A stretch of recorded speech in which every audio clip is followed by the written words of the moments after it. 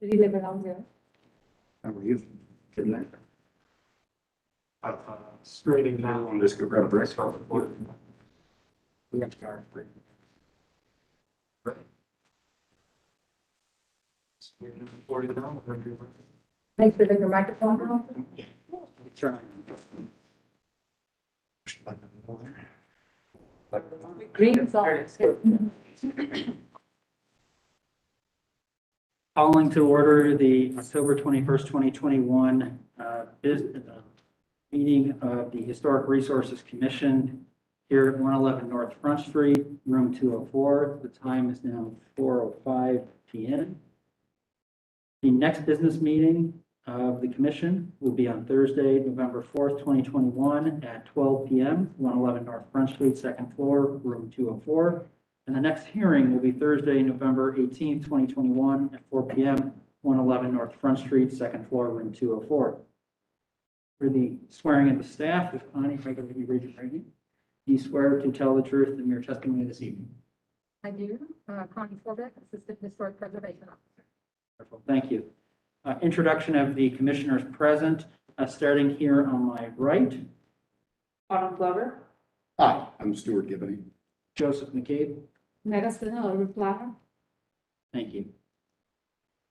This evening in public forum, Connie, anything for public forum? No public forum. Thank you. With no public forum items, moving on to approval of the staff approvals. Beginning on page 7 of the agenda.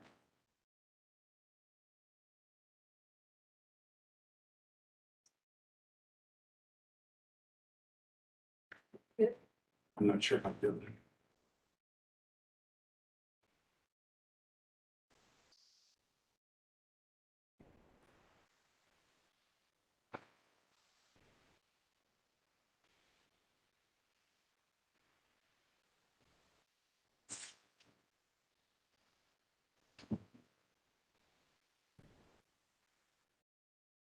Thank you.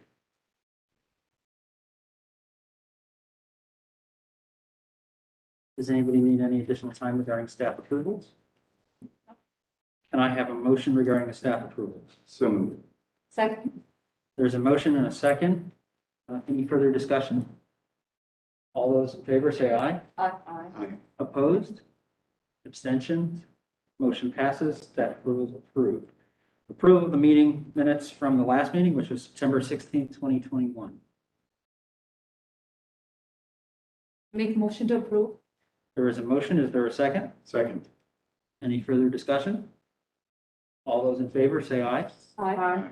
Opposed? Abstentions? Motion passes. Meeting minutes of September 16th have been approved. On to staff reports and applications for certificates of appropriateness. For number 109 North, 109 Hamilton Park, was moved to staff approval at the October 7th business meeting, and a COA has been issued. No action required. Agenda item number 2, 146 East Northwood Avenue, was also moved to staff approval at the October 7th HRC business meeting. COA has been issued and no action is required. Agenda item number 3, 530 East Rich Street, was also moved to staff approval at the October 7th HRC business meeting. A COA has been issued and no action is required. Number 4. I'm going to show a couple photos. We got number 4, 351, 353 East Northwood Avenue. They request to be continued to the November HRC hearing. I did want to show you a couple of things that I discussed at the business meeting. The couple more items I sort of checked off the list. If you remember, the span board was up here because this addition was built higher, so they have moved that down. I haven't seen it other places where it connects, but to me, this is fine here. Looks good. And the second one, it's not really close. I would like to go out and take a couple photos myself so I can see. It appears that they have reintroduced the architectural feature detail that was removed. So but that would leave, when they come back in November, the chimney was removed, and then the window issue.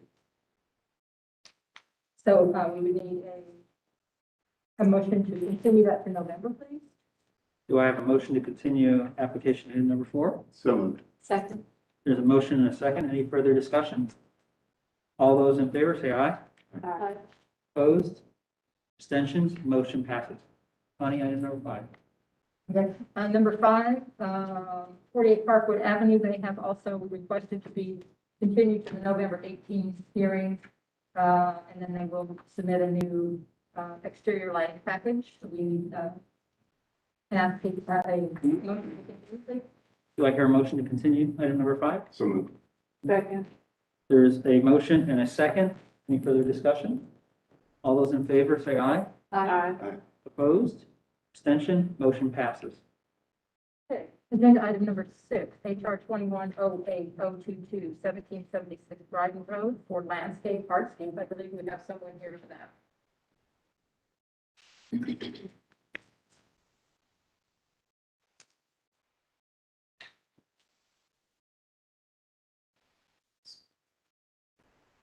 Where's the other? If you could both raise your right hand, we could just swear in here. Do you swear to tell the truth in your testimony before the commission this evening? Yes. If you could individually both state your full name and association with the property for the record. Yes. Noah Mabry, owner of Foreground Studio, head of the landscape design team for the project. And I am Evelyn Brody, one of the designers from Foreground Studio. So this application was continued from the August 19th HRC hearing to allow time for applicants to submit a revised landscape plan. The proposed wall has been set back from the sidewalk along Fairwood Avenue. I didn't see any other changes from the last application. They might be able to expand on that. At the October 7th business meeting, comments included that there were no objections to a proposed pool, greenhouse, or pergola. The addition of trees to the sloping lawn area is not appropriate. The addition of a retaining wall along the sloping area of the lawn is not appropriate. The steps from Fairwood Avenue and the circular sidewalk feature that were removed without approval should be restored, and consider different fencing options for the proposed pool. Recommendation is that the commission has consistently denied installation of retaining walls where a consistent sloping front lawn was part of the original landscape design and is a defining characteristic of the street. Therefore, following further discussion with the applicant, recommend continuing application to allow time for drawings to be revised. Wonderful. Thank you, Connie. Would the applicants like to provide some additional information and or insight? Yes, thank you. So first of all, appreciate you guys working through this with us. I know there are a few points of tension here. And the other thing I would like to say is that for the first time, due to some like business and family travel issues, the homeowner is able to be here today as well. So after we kind of presented our design revisions and kind of where we're coming from, I'd like him to be able to share as well, like what his motivation is behind the project and revitalizing this home. So just to kind of give a little bit of background on where we came from, really, like we do a lot of work in some of the historic districts that are more defined, I guess, not as part of the Historic Resources Commission. So we're used to, I think, having more delineated guidelines to go by. And as far as we could tell, as we were working through this, we were, meeting a lot of the guidelines of respecting the historical architecture and the style of the home as well as the neighborhood. The specifics that I would like to bring up is that the existing stairs and that circular thing in the yard, those have not been demolished. So we are proposing moving them, but they are still there.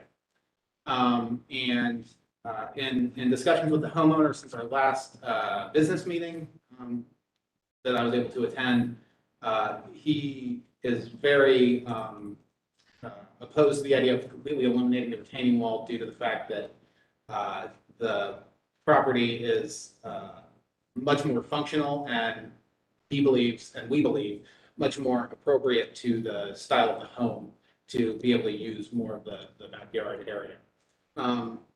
One of the concessions from the last meeting that we had made, one of the comments about the trees on the slope were that the trees were too regimented and that because we had corn beams going all the way around. I was not aware until the last email that it was any trees were not appropriate, so that's something where we had a bit of a question.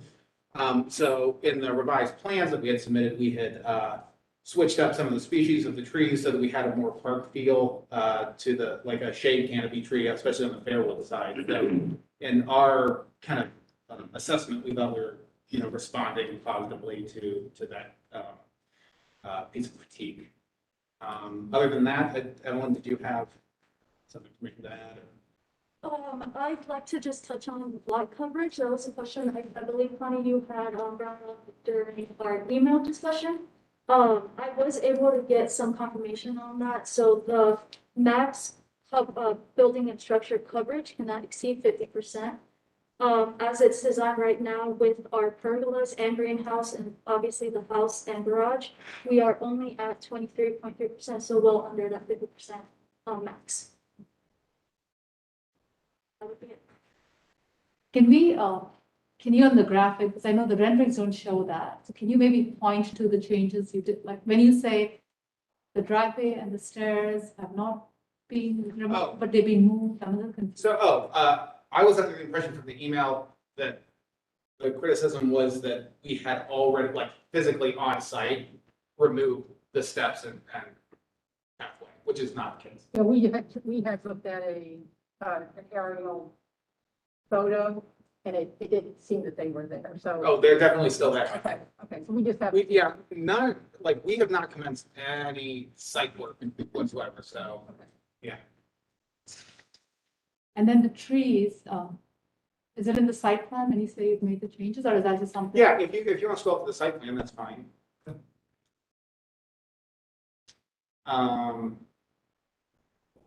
Page 3. Page 3. Yes. Oh, one more, sorry. Everyone, she got her tree. Yeah. Here, I'll just go there. Stop.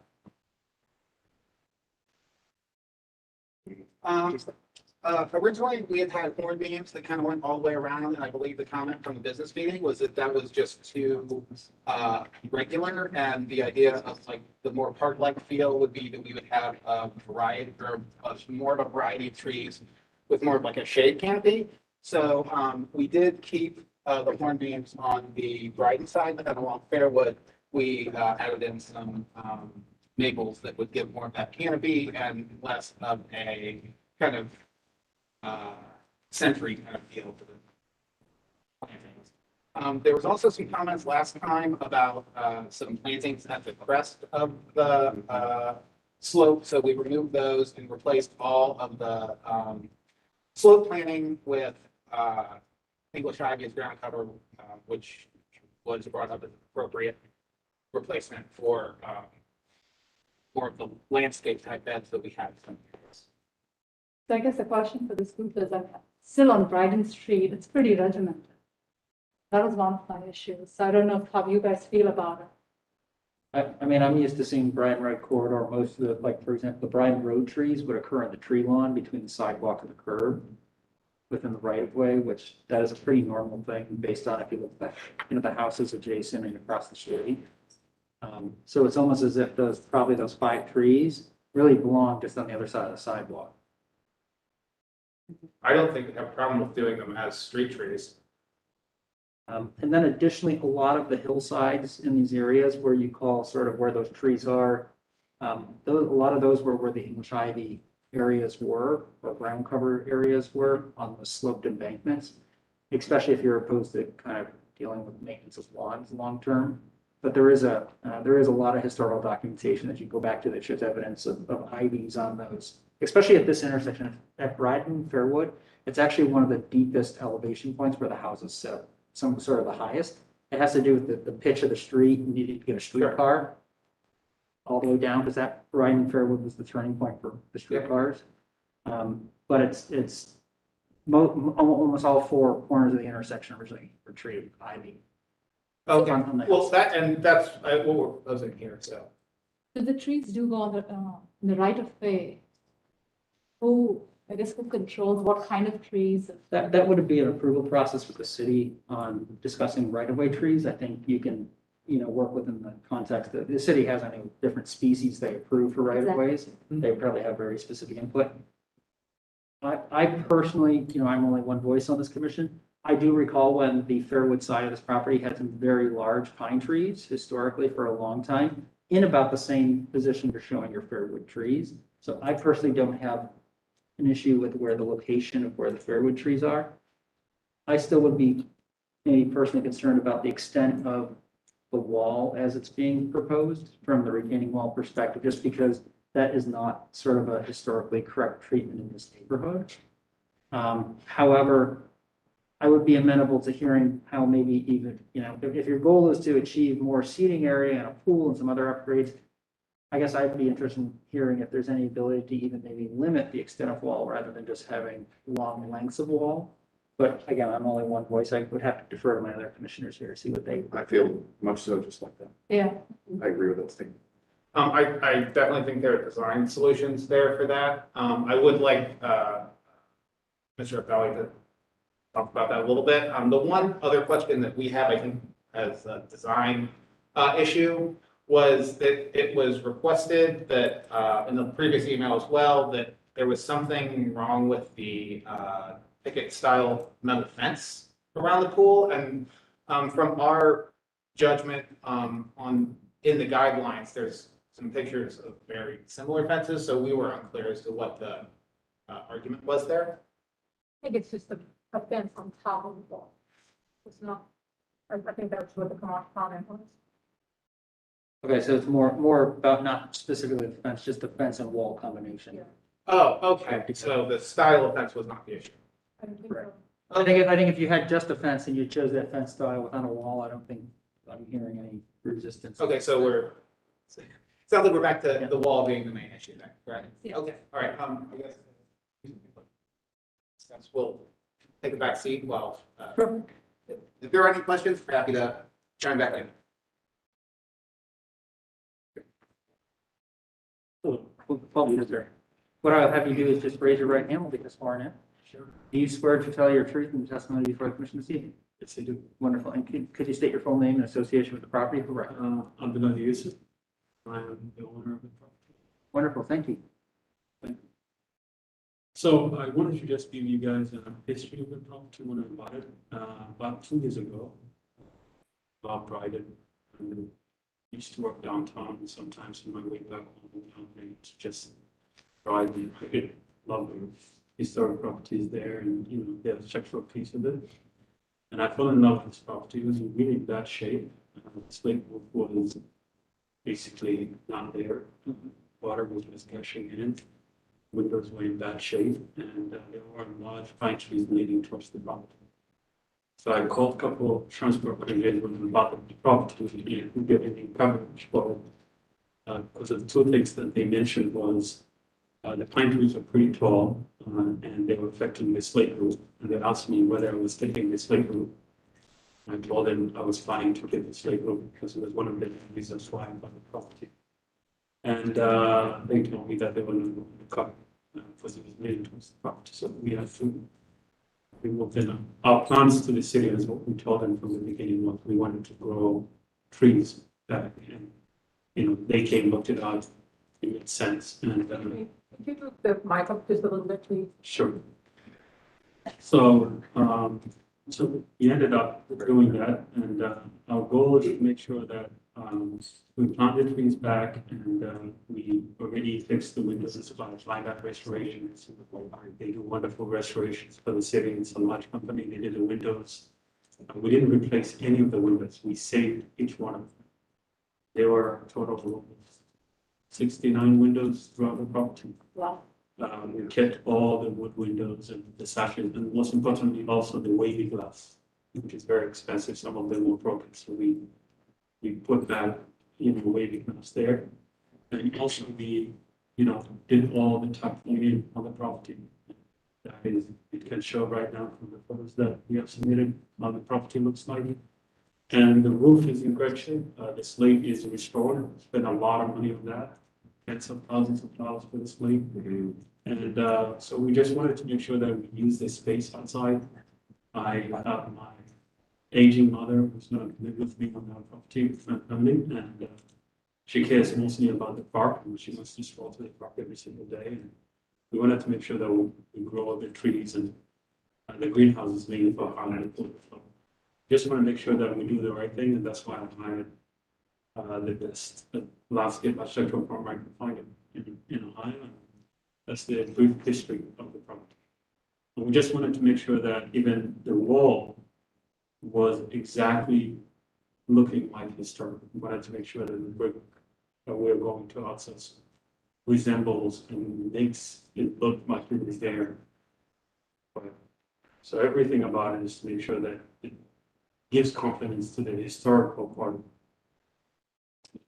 Somebody, before I forget, just to make sure, you understand that, I sent the email last time that saying that work needed to stop by Blind Eye Restoration because they never got approval to do all this work that you've mentioned with those repair, the tuck pointing, the slate repair. It may be very good, but it's not approved. So So all the companies that I've hired are licensed companies, and all the work that they have done, they told us if they are not putting new windows in, that's not correct.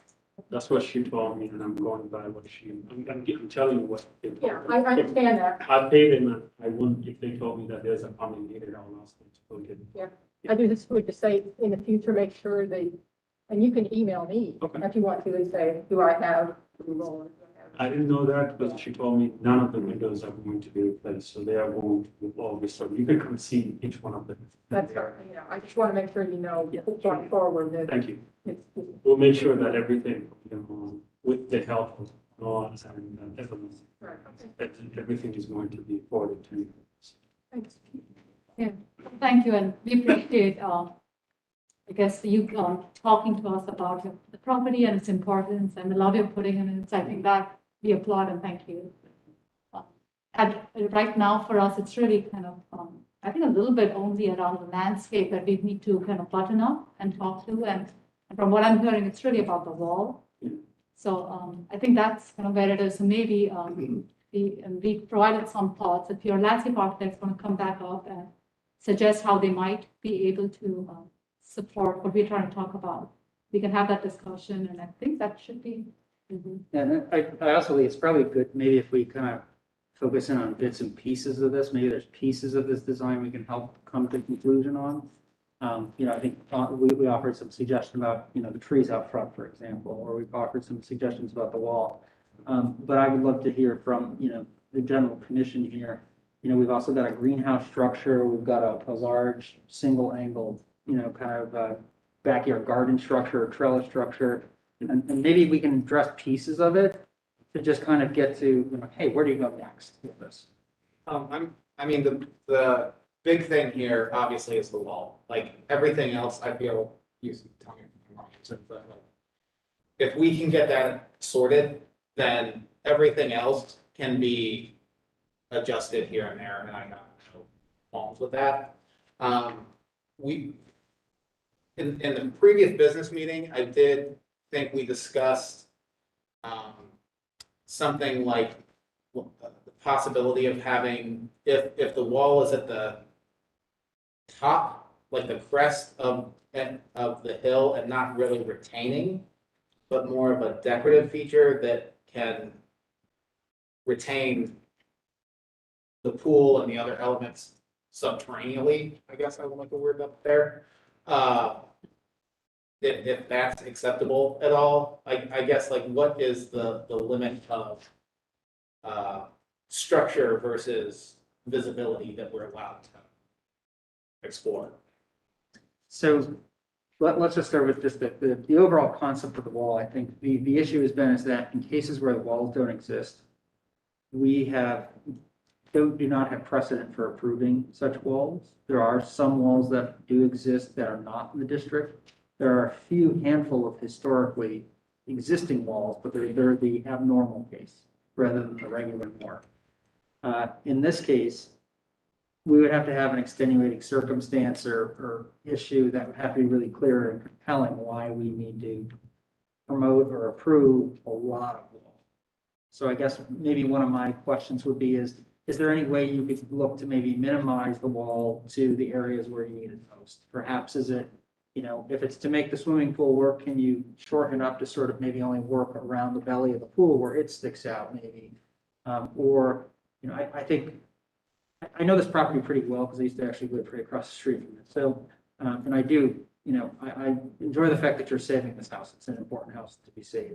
Now, your house is, well, it's one of the most beautiful. Your previous property. Yes. One of the most beautiful buildings. Right. I could understand moving the stair around. You've got precedent for a stair that came down the side, moving it left or right. I'm not worried about that because there's actually a number of homes on corners that have a side stair. So that. Yeah, we did there's want to precedent. maintain that feature. I guess what I would be afraid of though is that this wall has allowed, just beyond the pool though, you put another trellis and create additional living spaces that just, there's no historic precedent for having people sort of that close to the street edge. And the reason for these hills and embankment was to get the houses up and away from the intersection. So that had there been a car or trolley collision, you were protected from, so it was actually intentionally, they wanted people away from this intersection.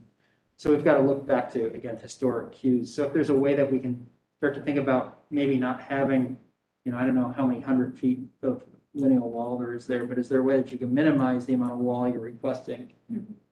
So that we can look at it in a case-by-case example.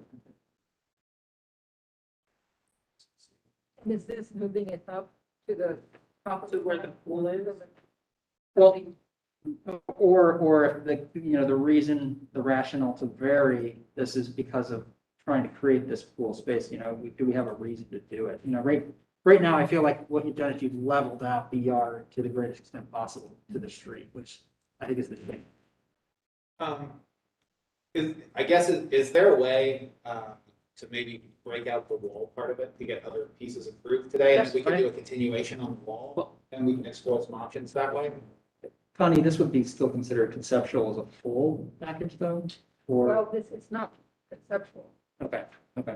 What are you trying to accomplish, or what do you need broken out so you can start off? Well, I guess the pool and stuff isn't really gonna happen until best case scenario next year anyway. Okay. So I'm wondering if we can work on any part of the property, I guess the east side, working towards the street. If we can get the other items approved, which it sounds like there's no issue with. Can we then revisit the design of the west side of the property over the next couple of months? See if we can come to something that is a little bit meaningful for everyone.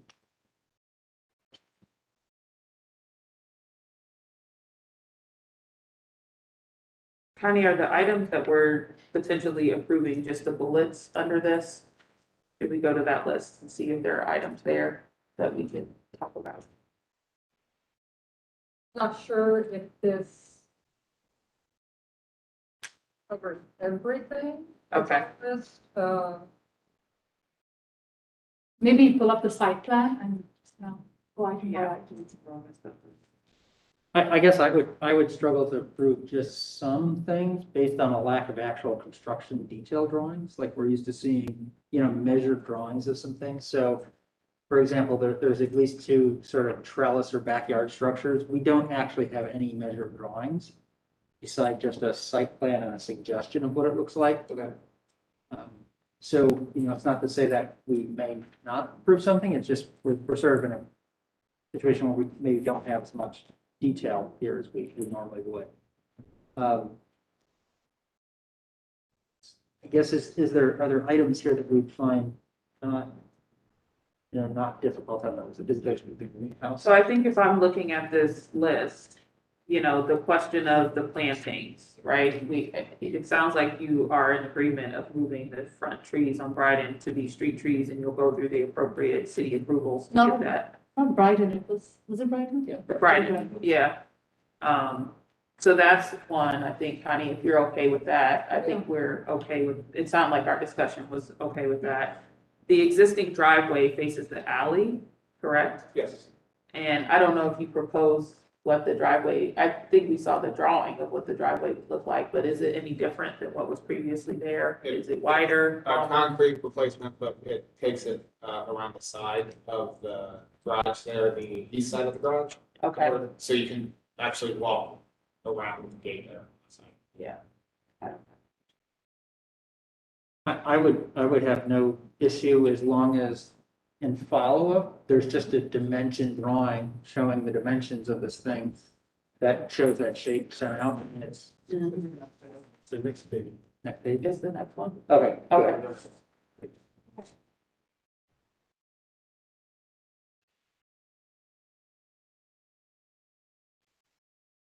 And is that's, just a Concrete. open, a discussion, about, we always try to talk about a pervious or permeable material. It's concrete, it's not no sort of, it's not pervious concrete or permeable. That area was intended to just be replaced with an Okay. expanded concrete. I just like to always bring that up. Yeah. For discussion. Because there's a lot of other stuff that's gonna be going in, it's, Yeah, consider so other- nearly, one positive thing here is nearly all of these other paved or newly, resurfaced areas are permeable. Like even the paver area, the joint compounds that we use for that allow water to filter through, so it's not just all pure. Okay. What are you proposing for the fence on what is the top of the page, which is the east side of the property? What is that proposed to be? That's a 6-foot wood privacy fence. Okay, because I don't think do we have the details on Is there a cut sheet for that? I mean, We can, that's a staff approval item anyway. yeah, we can send a one more. that?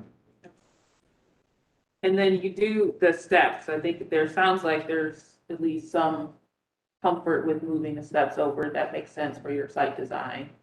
I guess the one question would be, you're showing the structure being attached to the wall. Can you still do those pillars at the end, but if the wall didn't extend that far? Or do we need to table the steps with the wall? Yeah, with or without, we're fine. So we can basically recreate the existing steps in a new location. We're okay with that. Any questions about the steps? Are you guys okay with where they move them to? No, I guess the only thing is if the east side, I'm okay with approving all the other pieces, but if, the stairs that you mentioned right now is attached to the wall, if we start approving that in bits and pieces, we might not get, the end result like we wanted to, and I think it might be a disservice to you guys as well, in case we then say, well, that's actually not working well. So I wonder if that whole side, we just wait Okay. till we see everything. I But the think rest of it is- that's reasonable as well, just because that's, I think what you're getting at is that's all kind of contingent on the other part. Exactly, And yeah. we want to design that as a whole. So- Right, you don't want to like waste your time doing a piece and then, And just as a logistics point, that, the way we would work construction wise would be east to west on this, so that would be the last thing done anyway, so we would have to wait until the wall situation was sorted. okay. Is that the same thing with the circular walkway? Is that part of that same design element? I think if we're okay moving that with the other thing, we can work that in. Yeah. Oh, one thing I just want to point out on that is like, when he moved in, that circular walkway was like, it's barely there. So Okay. it would need reconstructed in some form anyway. Okay. So I guess the only other thing what I just mentioned are all the things that were bulleted, so then it's just the structures and the And backyard. let's do a deep dive maybe on the structures. This commission has never withheld approvals of pools as generally, as far as I know it. In this case, it just may play into how you're working with the wall. So just generally, from a concept, a pool, I think is gonna be okay. It just depends how this fleshes out with, as you will, Fairwood.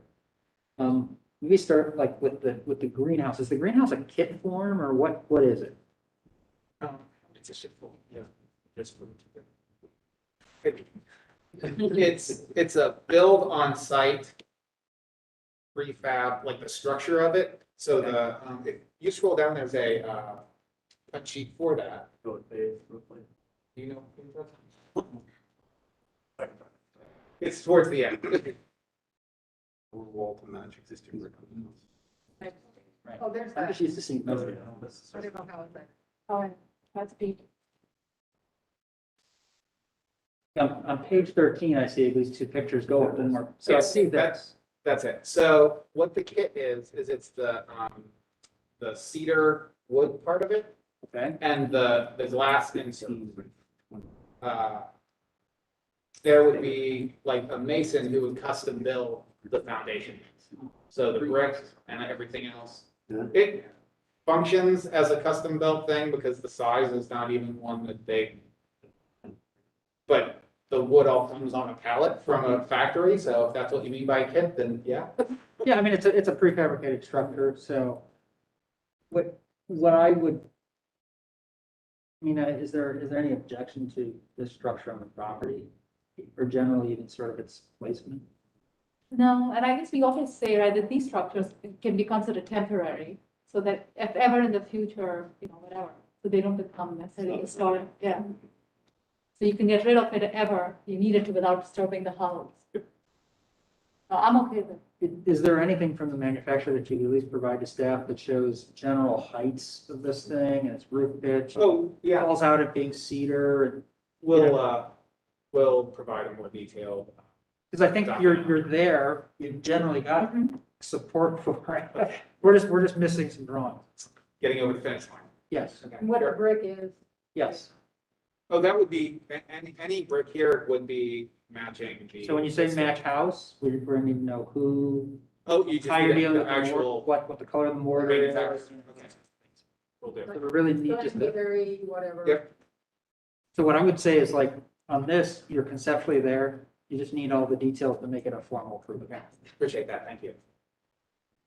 Let's go to the backyard garden structures, if you will, the trellis pieces. You want to go back to your site plan?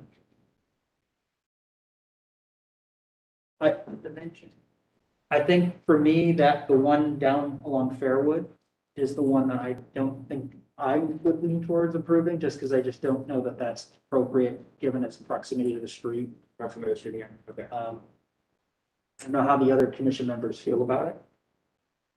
Yeah, I'll defer to you. Thank you. Yeah, I'm comfortable with that. Happy with it. Whether that's resized, whether it's pushed back further into the backyard, those are decisions you could make. I also think this will have to be a consideration relating to the wall. Yeah. You're right. It's pretty integral. You know, we generally can't design your project for you, but if you were Which is to. great, so. Right, you know, and that's fine. But, you know, I look at that and say, okay, could you maybe rotate your pool? And could you come up with some things that maybe don't even really need the wall, but you could keep a lot of the essence of what you're proposing. You may have an alternate design there that you could reach. Sure, and we will look at those options. And then how do members of the commission feel about the structure between the garage and the house? It's kind of a single slope. Can we go to the rendering? That's the kitchen area, right? That's the kitchen area with the pergola, and then there's some solar panels on. I have some strong concerns about watershed because it's all that angle is coming right to the foundation of the house. It's How not do you- totally covered. So it's basically a pergola with a couple of solar panels on top, so. I think that's more of a function of the rendering, not showing it being porous. So it's not, it's more open. It's totally open except for where the solar panels sit, yeah, Is it at an angle because of the solar panels? yes. Okay. Creative. So, I guess we just need better details of that too. Okay. Sure. I honestly think if you can give us detailed dimensions of these islands, the brick that's in it, what the countertops are, and actually construction details for this thing. Okay. And including the case that, you know, your slope is being generated by the pitch of the panel, you know, necessary for the panels.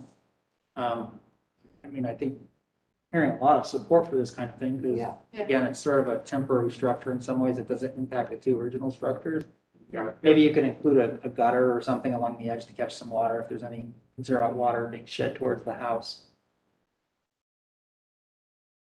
But, I mean, that all seems reasonable as far as, detailing this out a little bit more and And that is, what's the surface rate in there, the hard, is that like a bluestone or a sandstone, or what is that? Yeah, that is a bluestone tile, and then has the permeable joint compound.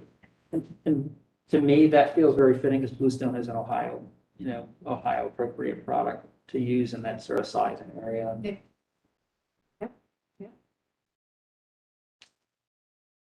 Surveyed the other property on that side. You know, Joe? There's a dimension site plan there. And I'm assuming, Connie, that no matter what we do, this is gonna have to go before building permit review as well, correct? After they would come back with drawings. Pretty close. So that they have I a mean, small- we'll go to zones and then they Okay. parcel it out to anybody. What do you think about the kitchen equipment being up right up against that line? Do you think there's gonna be any issue with lead over to the neighbors and creating nuisance? Okay. I mean, I think you've got a fair amount of plantings between the house and the east property line. There's a lot of landscape proposed there. And hopefully this is not a permanent situation, but that house next door is vacant and has been sitting for quite some time. Familiar. Unfortunately, yeah. Decades. Good. Do you feel that you'll have enough time for next month's meeting to get these documents and such prepared for? I think we're good. I just want to say that I really appreciate the detailed feedback today. I think part of the gap in information that we have not provided was just us not having enough detailed feedback to really know which direction to go with it. So I really appreciate everyone's. And in this case, Connie, what I would probably recommend to that, so we do have a business meeting before every regular meeting, is you won't be able to have an opportunity to speak, but at least you could hear our comments. So if something does need to be addressed before the next meeting, you can help resolve or work out or flesh out little things to get you there. Yeah, no, I appreciate that. We were at, I think it's been 2 months, 2 business meetings ago. I was able to attend, so I appreciate that. We like to see progress as well. Yeah, absolutely. I'd like to make a motion to continue this to the November 18th meeting, HR-21-08-022, to the November 18th meeting. Second. Motion and a second. Any further discussions? All those in favor say aye. Aye. Opposed? Abstentions? Motion passes. We look forward to seeing you. Okay, thanks, everybody. Really Thanks appreciate for it. coming in.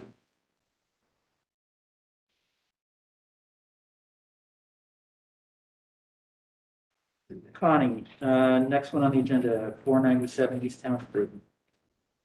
This application was moved to staff approval at the October 7th business meeting. A COA has been issued and no action required. Okay. New applications section of the agenda, moving on to item number 8, 125 East Oakwood. This application was also moved to staff approval at the October 7th HRC business meeting, and COA has been issued, no action required. Although I do need to bring up one issue. You have this one. One thing that I forgot to discuss at the business meeting was that there is a section of fence, as you can see. And it's installed right flush with the facade of the house. So the general guideline, and you can see the neighboring too. The general guideline is that any privacy, 6 foot high privacy fencing is set back about 5 feet from the facade or behind the first window. So I mentioned this too, and I had mentioned it when I was out there doing a site visit, a couple months ago. And so when I said to the owner after the business meeting, I said, oops, I forgot to mention this. You could move it back, or I'll talk to the commission about it. So he was saying, well, he thought this should be grandfathered into. This is a newer fence. I don't, Was it replacing a deteriorated fence in the same style, size, and location that you could recall? I'm not sure of them. Hey, But, we have Google right in front of us. yeah. Look at it. But in my mind, you know, that's not necessarily not like a character detail, it's a fence. Yeah. So having it right up to the front of the house, to me, is not appropriate. If the commission thinks for some reason, in this particular case, it is. And it would be a small change. Yeah, he would like to have it. He says, you know, it takes up some of his yard. Look at that.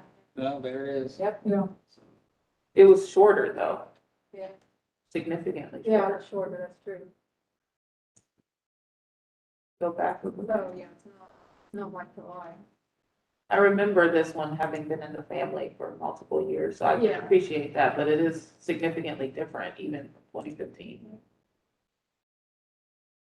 And it makes a difference. It does. That's a whole Yeah, detail. But I mean, the neighbor, so maybe they raised it up because of the neighbor's fence, but nonetheless, it does make a difference. Yeah. So can we ask them to work with, given that we know this, if you all agree that that's available, can you ask them or do something and then come back? Yeah, I can do that. If they want to come back and discuss it with you, then, and like I said, where I gave them the choice, I said, look at me and move it back. Yeah. Or, Yeah, I think that would be my recommendation, is they either move it back or come back with a proposal to make it shorter. Because shorter is the. I would agree with that I 100%. don't think they even come back. They Seems like staff. they don't need to come back, but if they Yeah. insist, then. Right. yeah, and sometimes they just want to talk to you and, Okay. You give them that option. you know, I don't know what you're gonna say.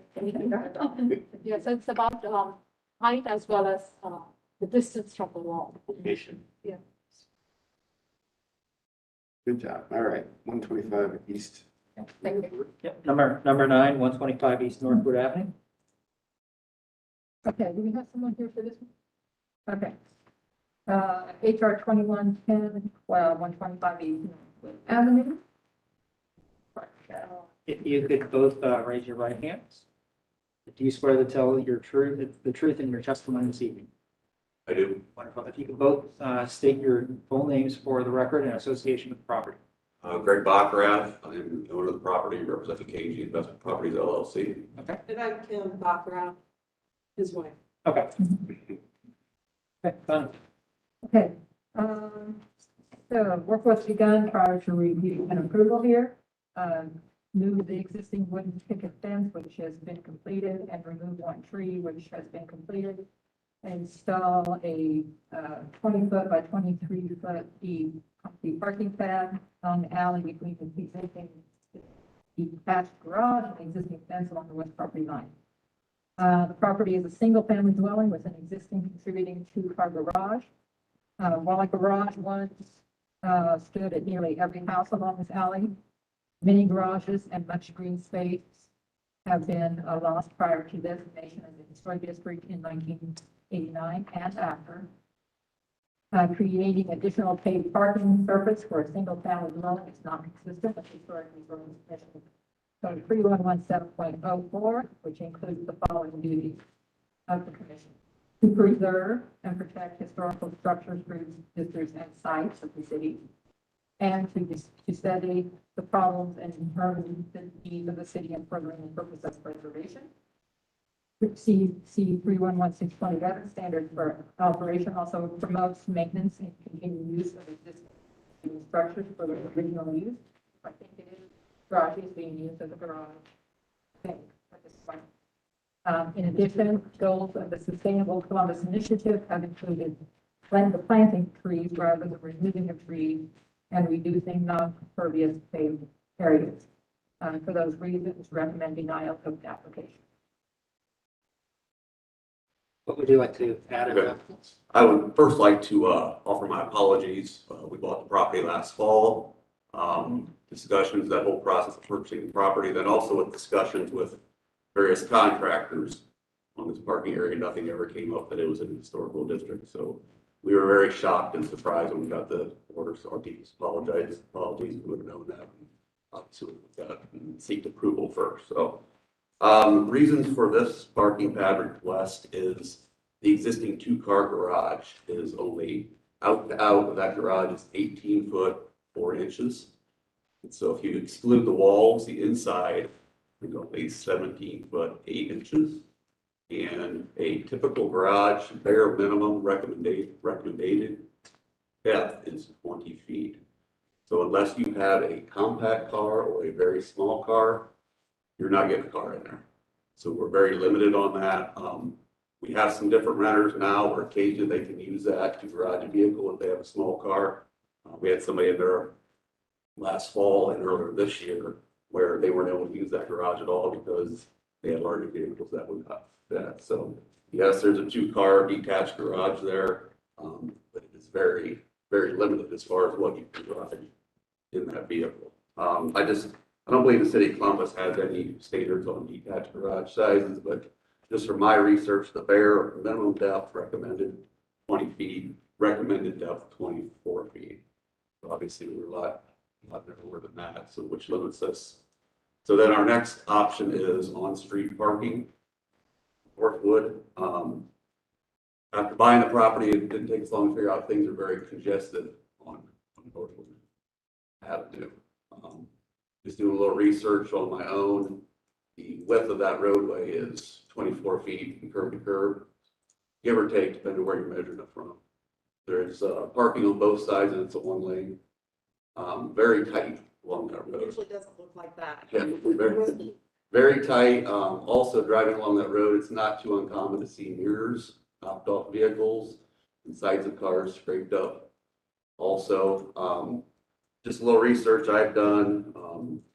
Minimum lane in urban area, low speeds, 10 foot. Minimum width, 9-10 feet for a parking lane.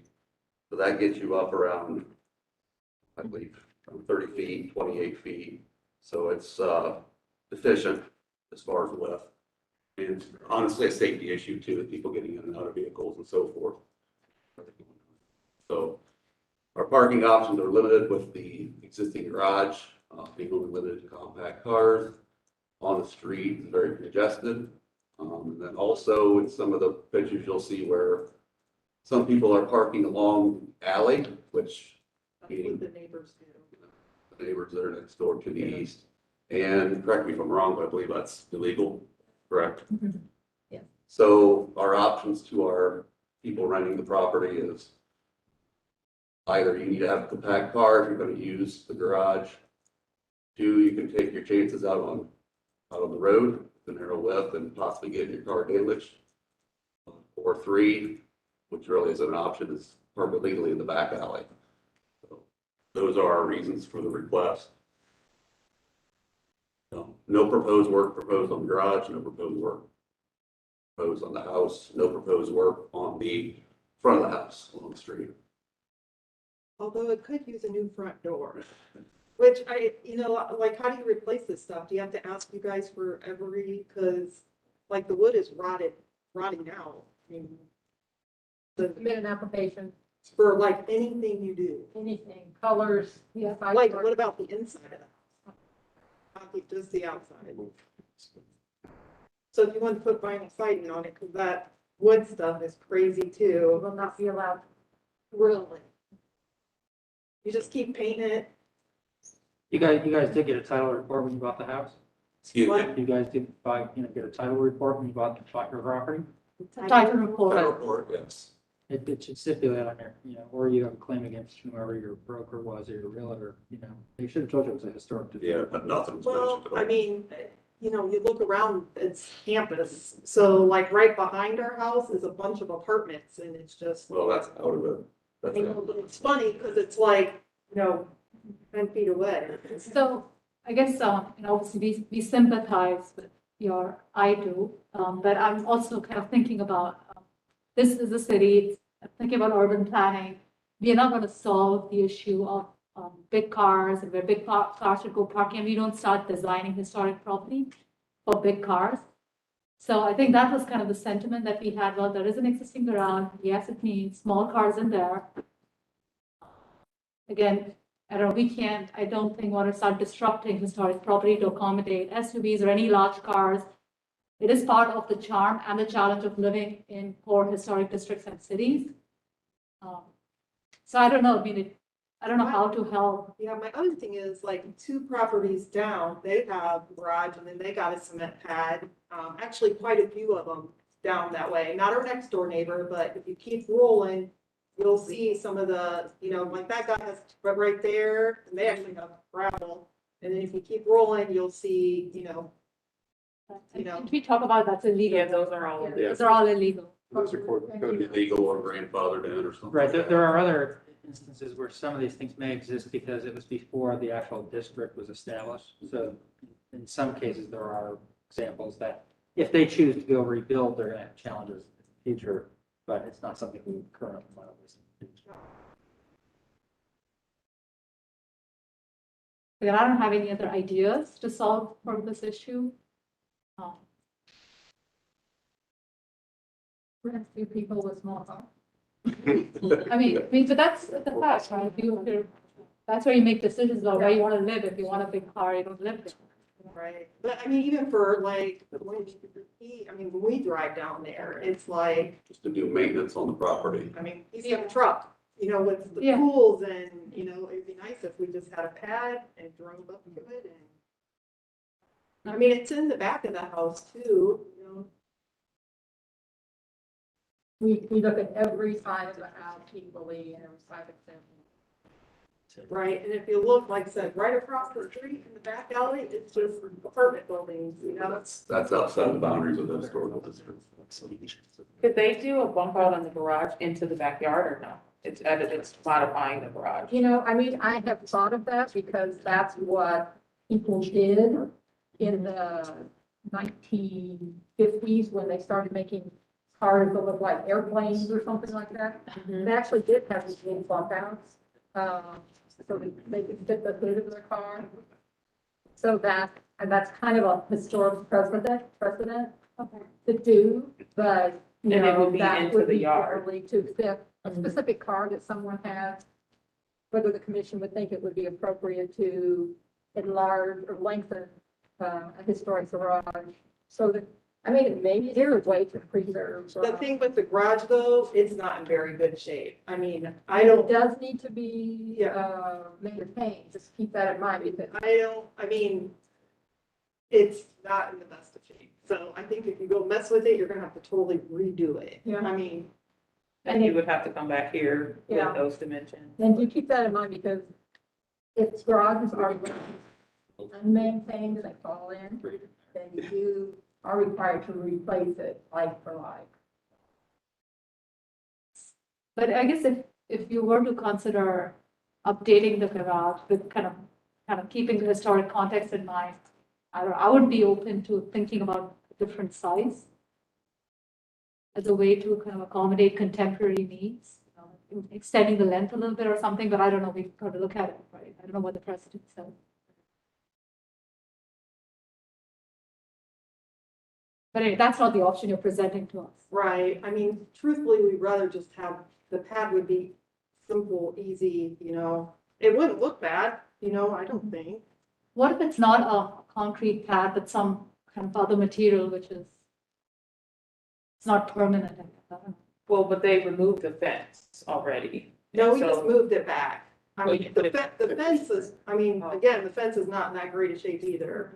We just moved it back. It took them a couple hours to move it. It didn't take much. We can move it back to the garage if we want. It's not like it's cemented in or anything. Is the concern with the material, the concrete material not being of historic nature?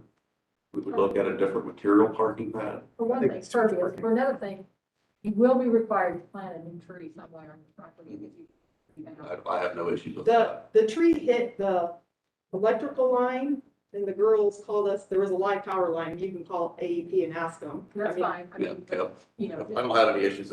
Would I be allowed to plant it, like, say, on the north side, north of the garage, where it's You not, could work that out with me. okay, where it's not underneath those electric lines? Okay. I don't have any issues with that at all. What do you? if it was another material, are they even still allowed to park back there though? I think it's still not a code. I think what related. I have heard from the commission in past applications is it's a single family home. I don't think it's rented, I'm assuming now to students. So there may be more than one or two unrelated people in there.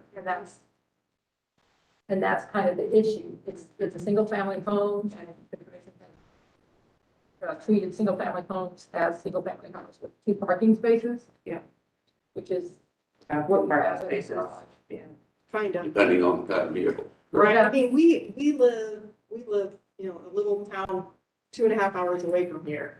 I mean, we have 5 children. We both have a parking space and then our other kids park on the road. I mean, we have more than 2 cars.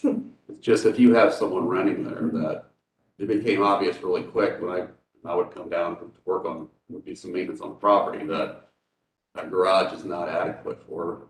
Oh, yeah, you open the door and you can't open it hardly and So you're going to even hit with- some of their little cars. Even with small cars, you have inches. Connie, I would actually like to know a little bit, so is the 351, 353 East Northwood property also technically the same district? No, No, okay. what's the question? Did it, That's in IU Groovy. okay, because It's they, Northwood Avenue, but it's not in Groovy. because they had a parking pad consideration, I think. Have that as well. That's because, I mean, some of the commissioners will remember that I did not agree with that project. Right. In any sense, but it was added onto, the house was double the size. And so, they were allowed 4 spaces for that. That's And two, they were allowed That's two- they were allowed the 4 spaces by zoning code because of the enlargement of the house. Yeah. 2 existing and 2 additional. yeah. So it's 2 houses really. So it's- What, I wonder what, like, our neighbors, a couple streets down the way, I'm assuming they're in historic district too, right? And they have, I mean, if you look, they have we have to. look exactly, into it. We would- exactly what we would like to have, you We know? have to look into it, you know, it may, that it's something that should be reported and then they come in. Or it may be something that, Which I don't want to get anybody in trouble. I know, we get that, that's the way it works. So- We have to look at the ones that are in front of us. Yeah, because a couple of houses down, there's just, Yes. I mean, So I guess what you're saying that doesn't meet the current way, we would look at it, the current standards, it could be either it happened without approval or it could have happened before this group was put together. So either case, I guess we're back to this case, the concrete pad, or even just the idea of having all these cars. I mean, what would happen if we broke down the garage and just put a parking pad in? Oh, no, you can't do that. You have to replace- The garage is part You of have this. like for like, so Yeah. you would have to replace it and I would think that the garage would have to have been hit by a tree, like you couldn't just knock it down, right, Connie? What if, I mean, seriously, if the garage is falling down and we don't have the money to pay for a new garage, then what happens?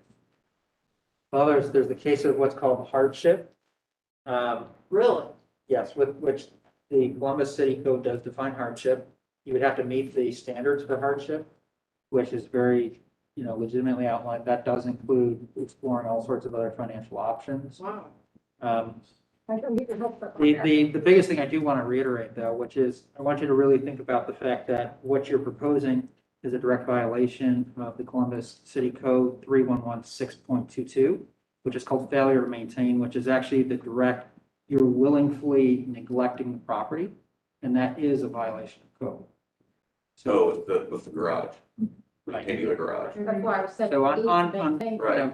Oh, yeah. What I'm saying is, It's tonight not- we're I'm just proposing saying on it's record 10, willingly 15 years, what- that garage it's not, I mean, but it's old, you know? But Part of your ownership right, requirements are that you maintain it.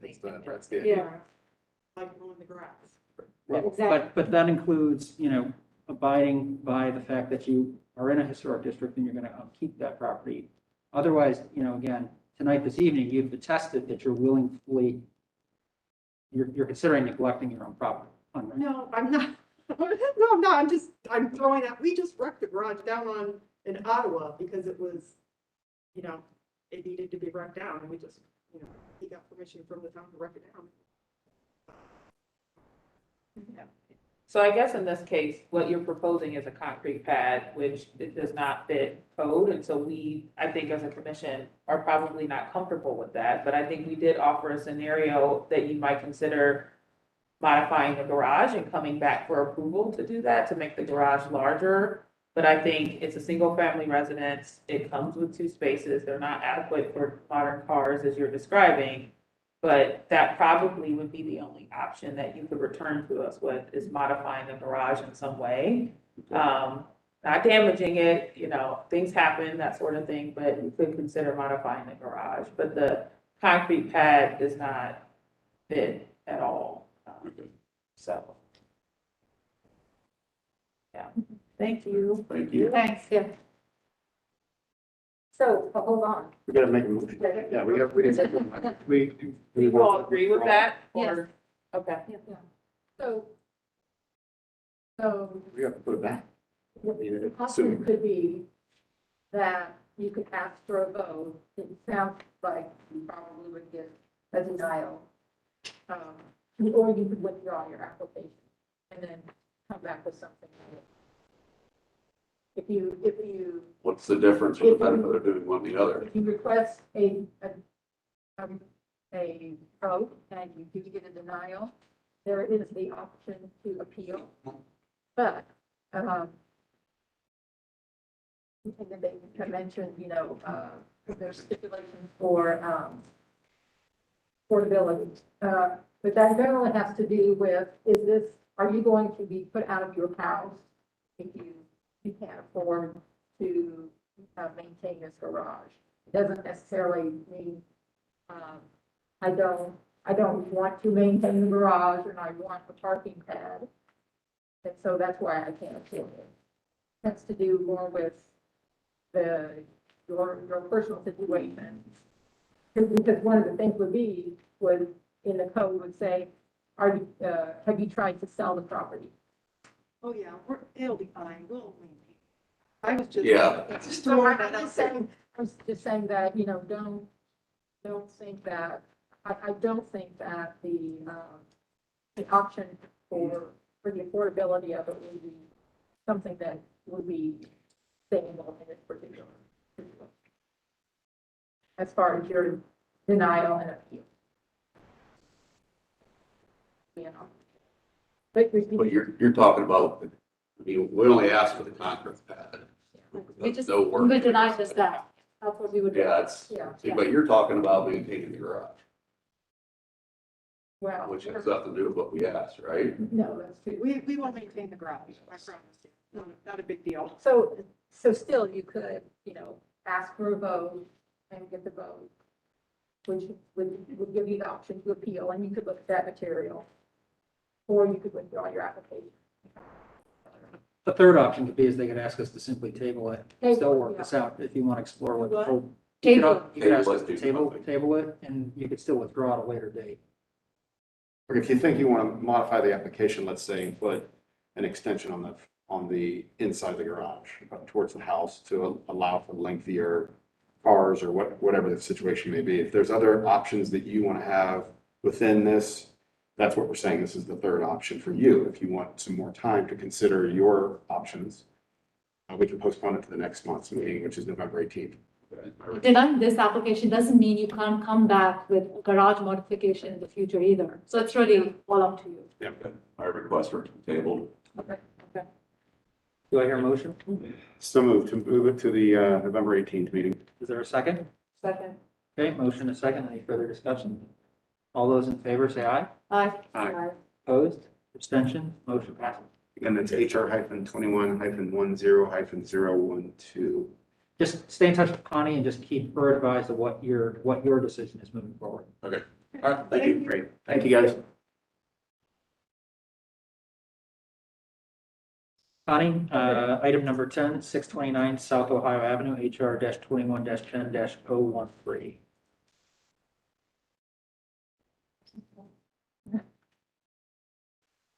If you could raise your right hand, sir. What's that? If you could raise your right hand. Do you swear to tell the truth in your testimony before the commission this evening? I did. Wonderful. And could you state your full name and association with the property? It's Eli Martin, and I'm a contractor. Wonderful. Okay. Fine. Okay, so this is the request to remove the existing fire damage glass block and first floor windows of the brick carriage house and, install a new glass block. Remove the existing 8x8 fire damage overhead garage door on the north elevation, and install a new white clopay raised panel door, and remove the existing non-original, service door and install a Make 9+ steel door. A fire damage the existing non-original overhead garage door, the service door, and the glass block windows, which have been in place since at least 2011. That's just looking at a preview. DC 3116.11, number 6 states, repair or replacement of missing architectural features shall be based on accurate duplications of features substantiated by historic, physical, or pictorial evidence rather than on conjectural designs for the availability of different architectural elements from the structures. So no photos, applications, or COAs are on file in our office for this property. In which case, replacement features should be based on typical features of the era and style of the building. And I pointed out there was an example on page 87 of the guidelines of a similar carriage house that has its original doors and windows. The guidelines also state you do not install glass block in the window opening.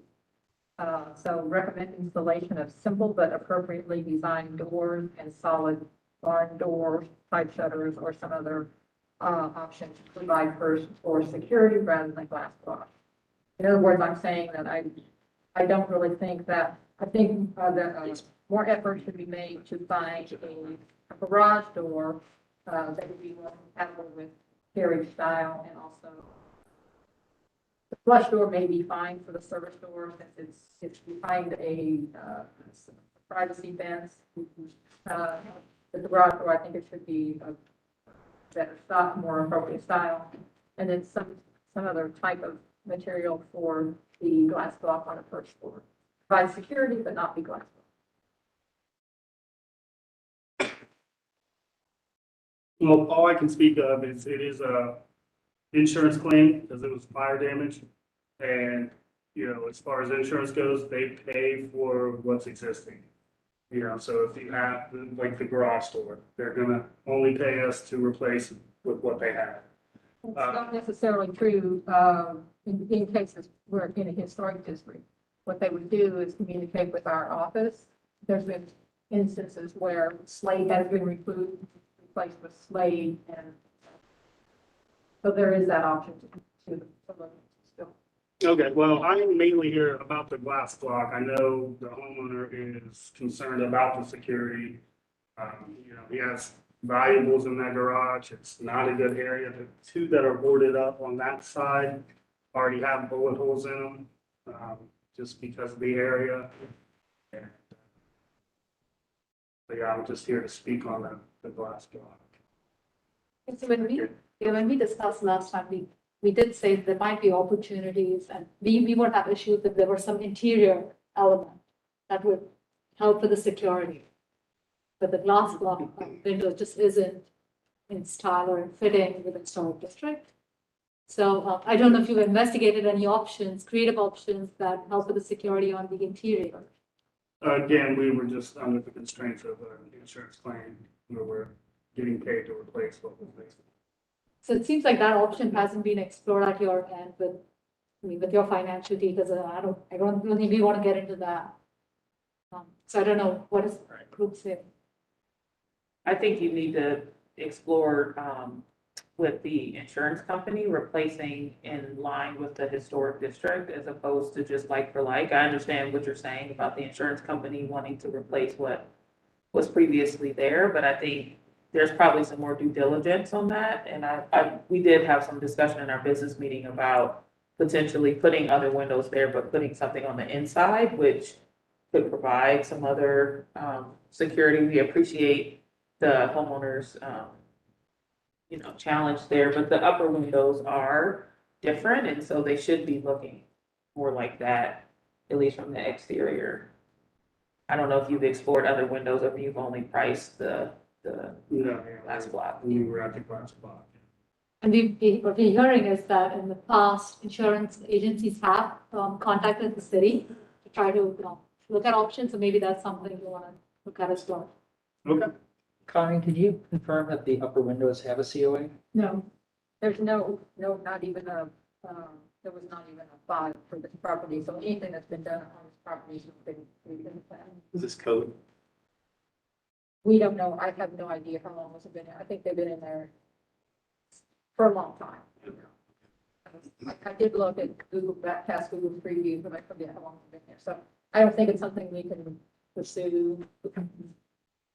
If they're, at any point when those are going to be replaced, of course, they would have to, The meet appropriate- guidelines now, but I think it's been too long to follow that up. There are other options other than the block as well. So you could do like shutters that actually look like window shutters that look like they're closed. And so you have a pair of those that would fit into the interior frame, of course, over a window. Or at least providing that coverage if that's something that you're interested in doing. So there are other options that you could explore. So we could vote on that particular portion of this if you would like, or we could continue that so you could consider some other options. But I don't, from what I'm understanding, there's going to be, I don't find that there's a lot of support to put glass block back into this. And the application included the doors and the garage door too, right? Yeah. So that is also worth discussion too. He said too. Yeah.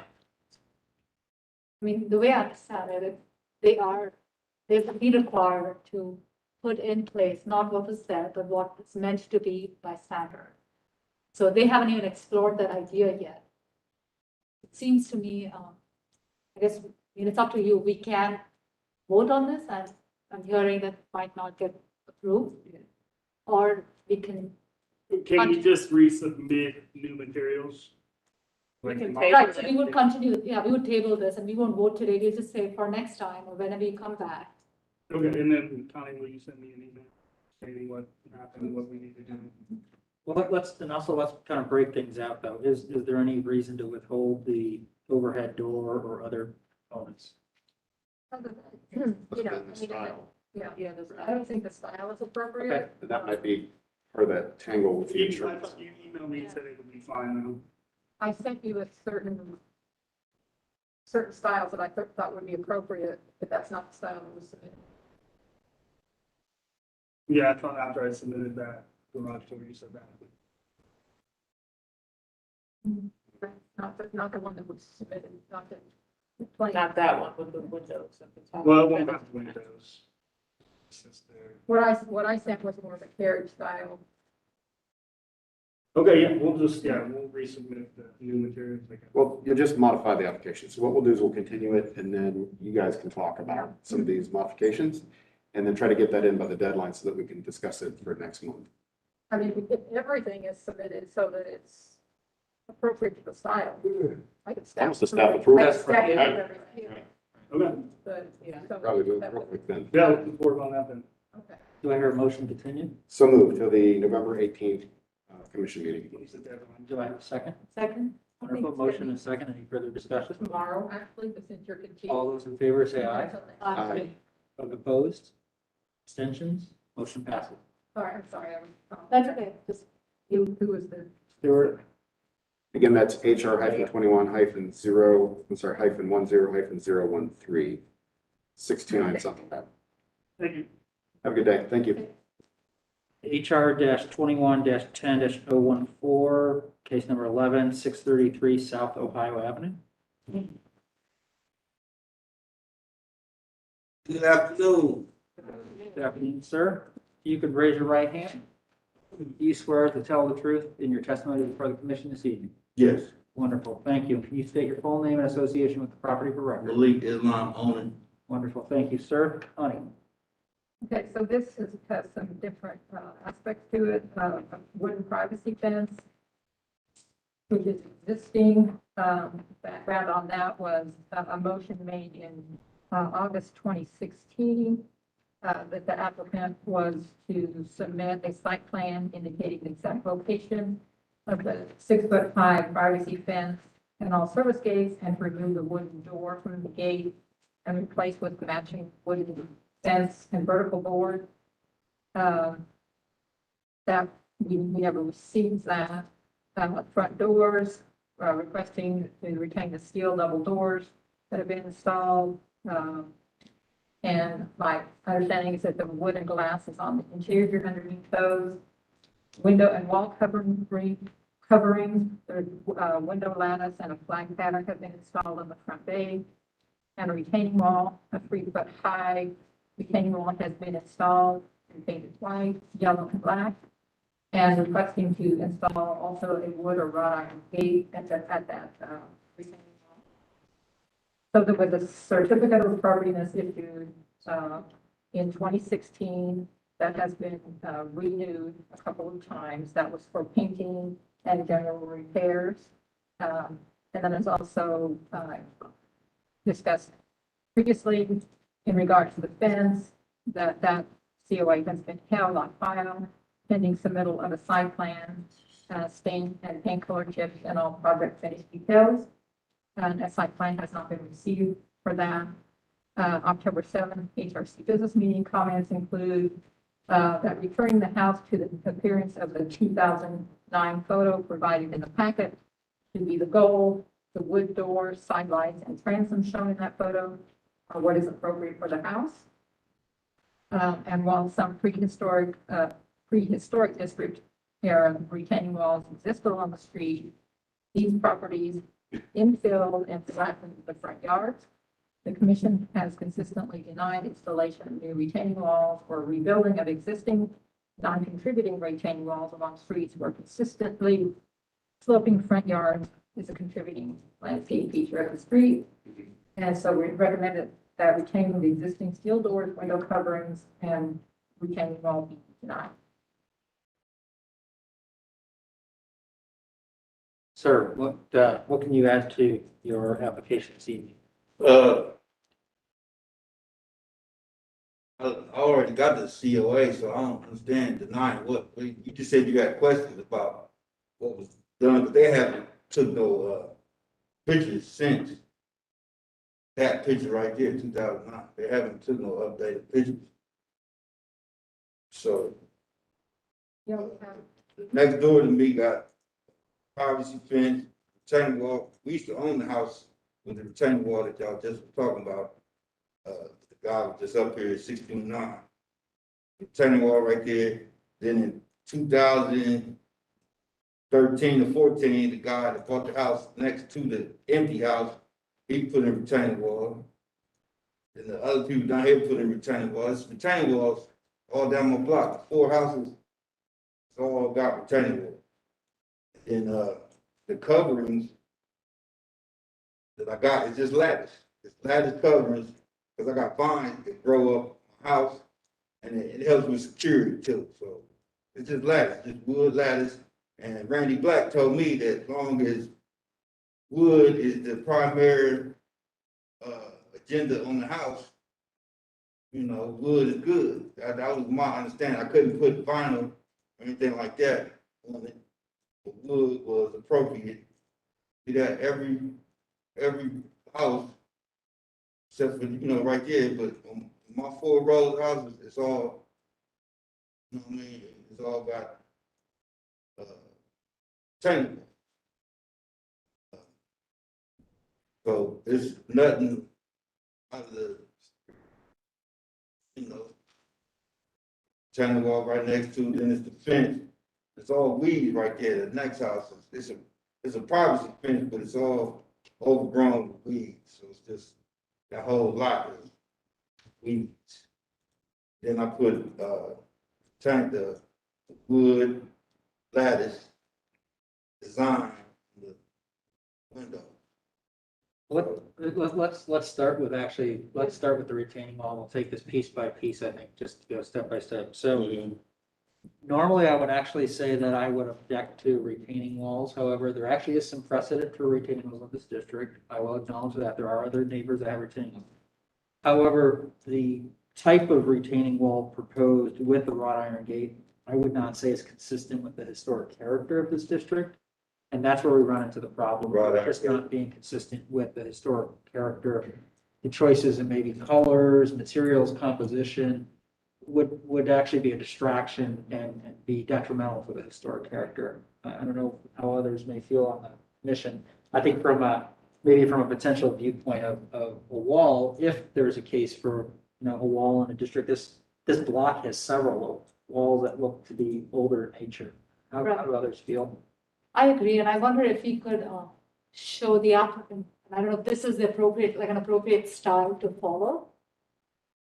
Yeah, there's like it looks like lots of stone, raw stone sorts of Yeah. configurations. Not necessarily maybe painted materials, or even that one right to your right. Right next this to one it, is yeah. very basic precast or something. It's like very old. So we'd be okay with even something of that nature. Okay, like a more, If there was precedent. see, it's a homeless shelter and food pantry, so I want it to be pronounced, you know what I'm saying? It's a homeless shelter and food pantry.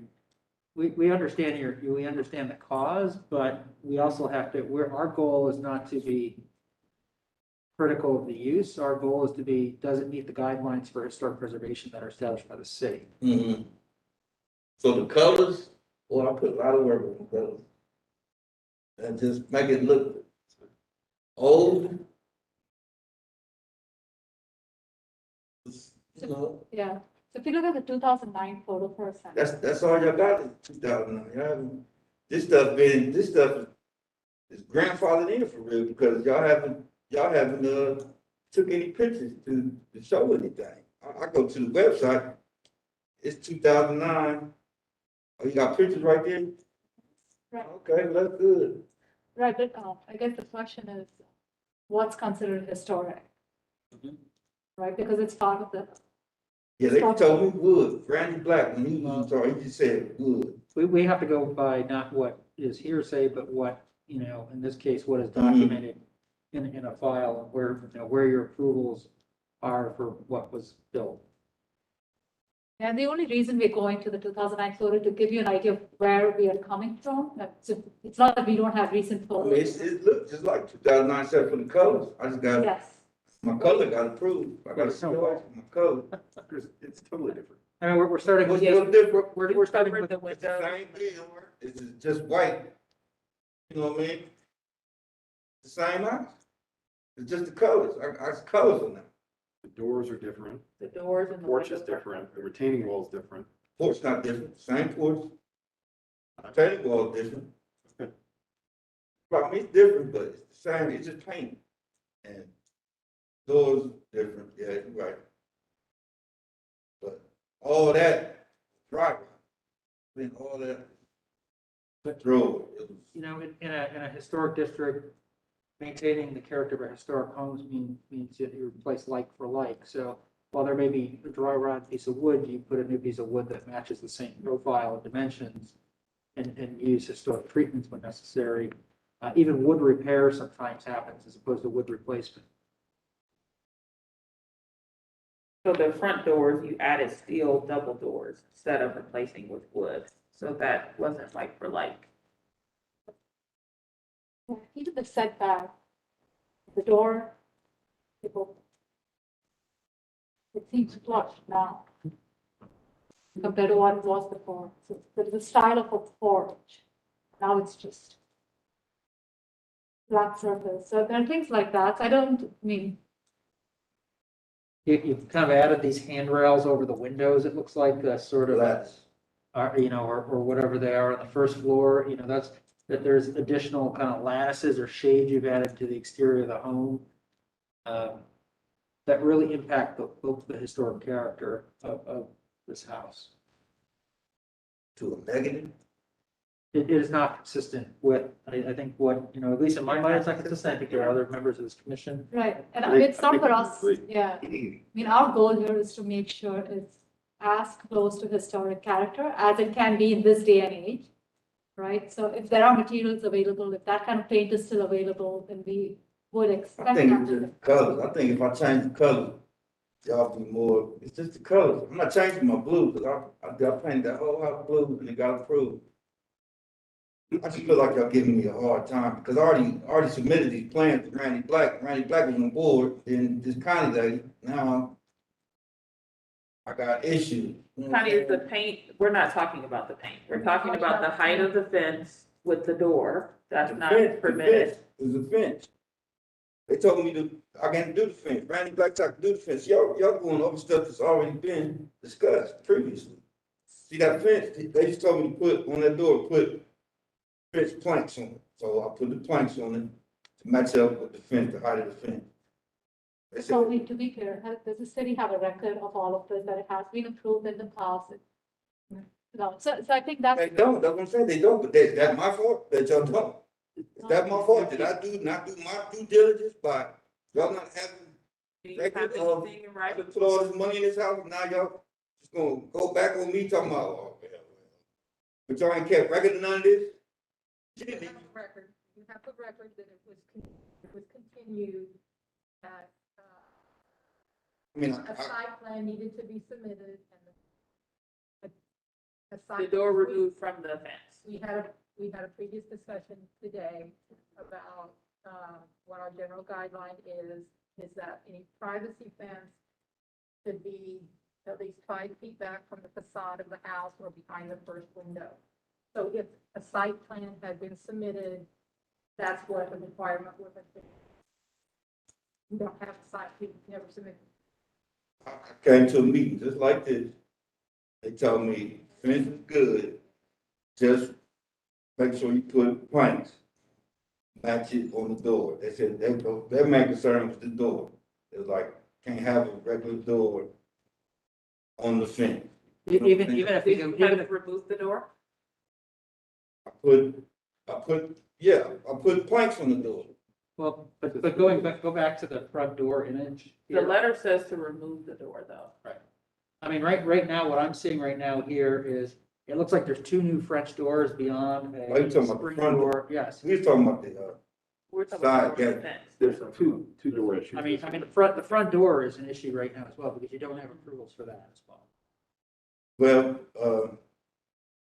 whatever, we can, I appreciate y'all, I mean, I put a lot of work in this house, spent a lot of money. I done got COAs on everything.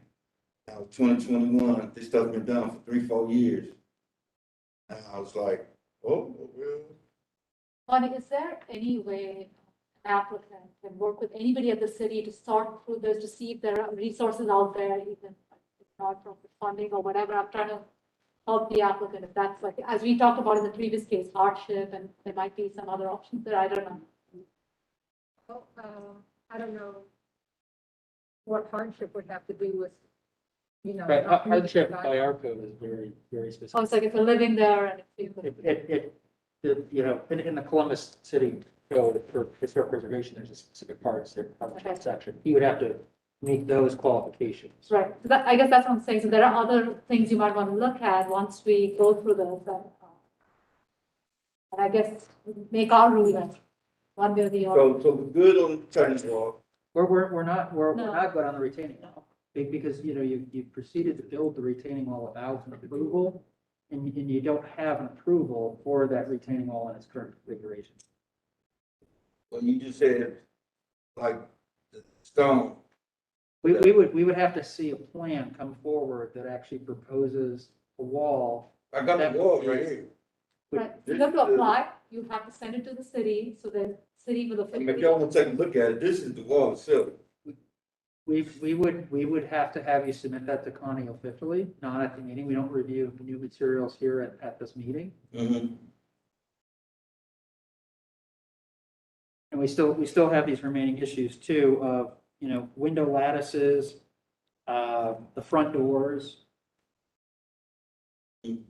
Do you have a copy? There's a letter that was sent to you in October of 2016 that lists out all these items. Do you have a copy of that letter? Can we make sure we send them a copy of that letter? It's in the packet, yeah.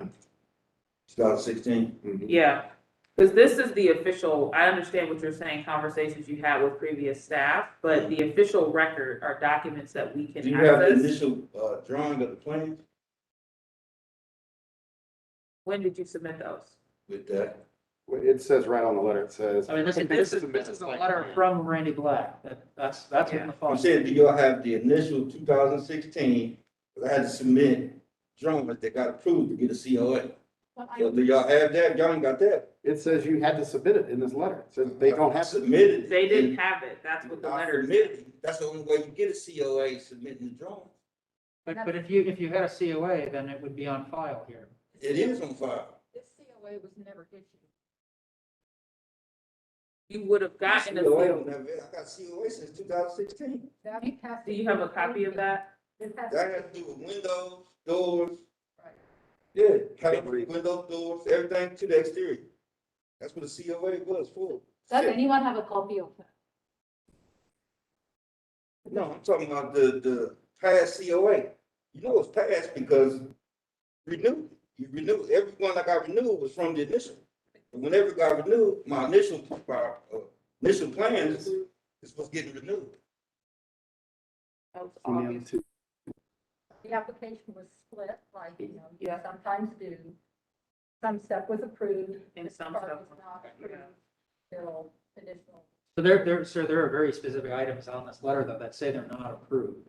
So can I, And you give me the initial, see, that's what I'm saying. so Y'all the showing me something that y'all want me to see, but y'all ain't showing me the initial plan that was approved. go to the next section. Go down one more. What was actually approved was not the items we're discussing tonight. So if you look at this list, it was around tree and brush removal. Those were part of this COA. Windows and doors. Repairing and replacing gutters and downspouts. windows and Exterior doors. painting, house and garage, glaze and caulk. Nothing on this list is windows and doors. It's windows and doors. That was Then my there's- initial there's- COA, windows and doors. This is the COA.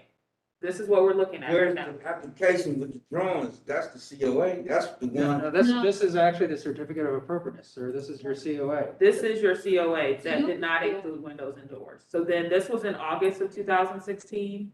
So then, Windows and doors. Are you Windows and suggesting doors. there's a different COA? Yes. Do you have a copy of that? Windows and doors was included on my COA, but because I had submitted drawing. And the COA that I got was for outside of the building. Windows, doors, gutters, even the roof was on my COA. You know what I'm saying? Roof, I windows, see doors. gutters and downspouts, I see the painting, but there is no windows and doors. But I'm not going along with that. Y'all something just got confabuled or something. Because y'all ain't even got my initial drawing. So if y'all ain't got that, what is this?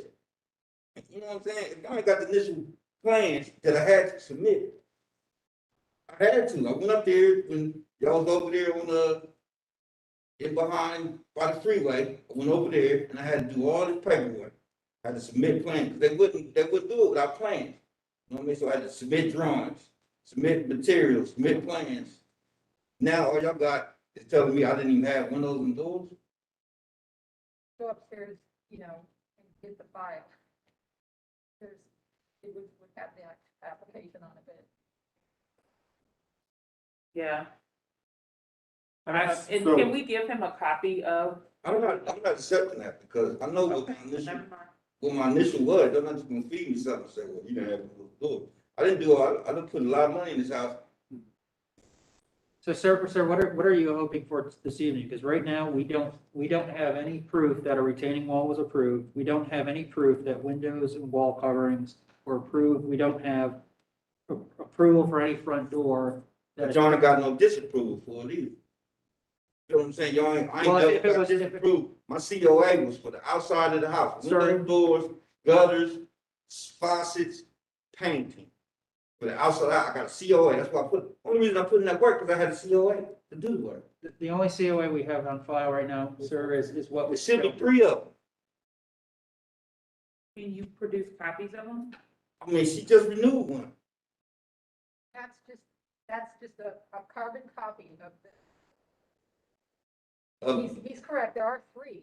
It's just There's three of It's, them. it's It's the the same. it's the renewal of the same ones, Yeah, so that 3 times. you had additional time to complete the work. You copied the same wording in. Okay. Which still doesn't say windows and doors.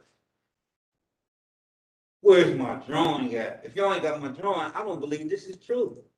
Y'all ain't got my initial plans, just like when people had their site plans. I had to submit site plans. Now y'all ain't got my site plan, but y'all got this saying without windows and doors. I ain't going. I ain't going for that. Y'all gotta have my initial site. I made this stuff for Randy Black for him, and he said, okay, he gave me the COA, windows and doors. You know what I'm saying? I worked on this all these years, and now it's 2021, and now what I worked on ain't approved. But y'all ain't got my initial plans. I had to submit plans. 5 minutes and break the file.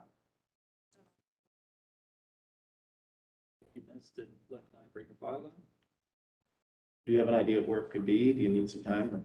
Sure, it could be 5 minutes if you want to take a small break. Yeah, We're gonna officially recess for 5 minutes. It is 5:44 PM. If I could have a motion, So moved. Second? motion second. All those in favor say aye. Opposed, abstentions, we'll recess for 5 minutes, sir, while we get your case file. Appreciate it. Don't see why it wasn't here.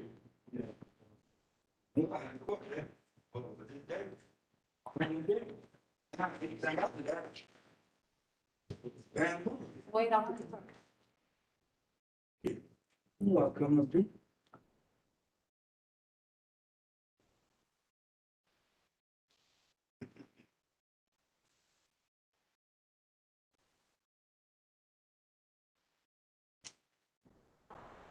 This hasn't happened. I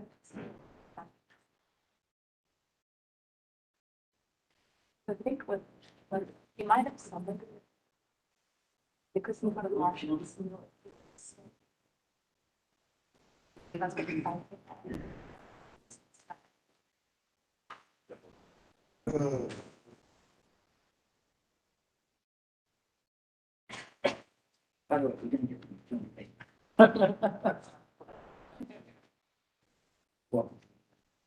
Thank you. Text to Aaron Prosser and said, thank you, Eric. But. No. It's good stuff. We gotta.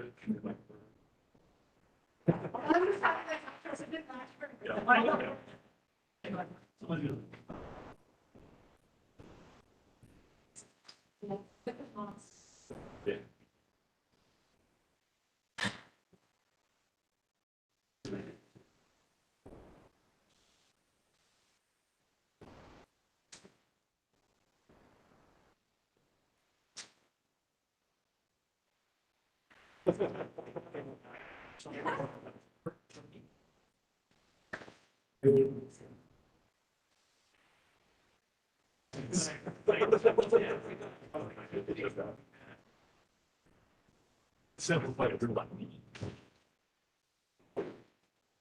tell that it's dirty.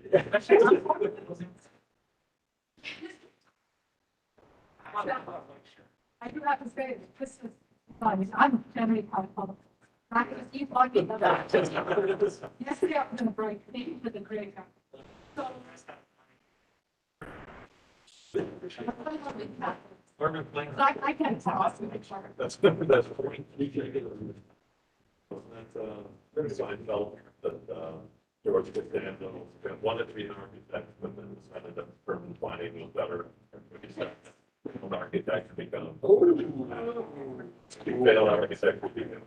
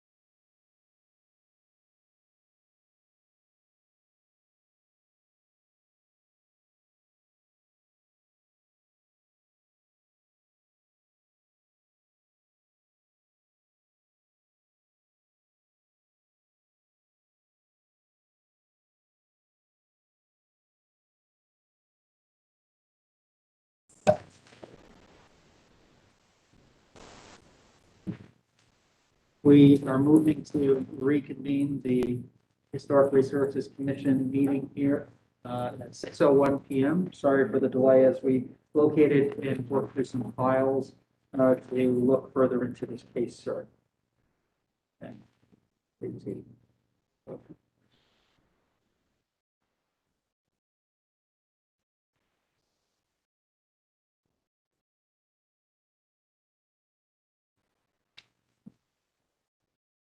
We are just making sure we're going through all of the relevant documents here. I got this permit number if y'all need it. Actually, Go ahead. RSWDR 18022230. And what was the date of that again? 5/25/2018.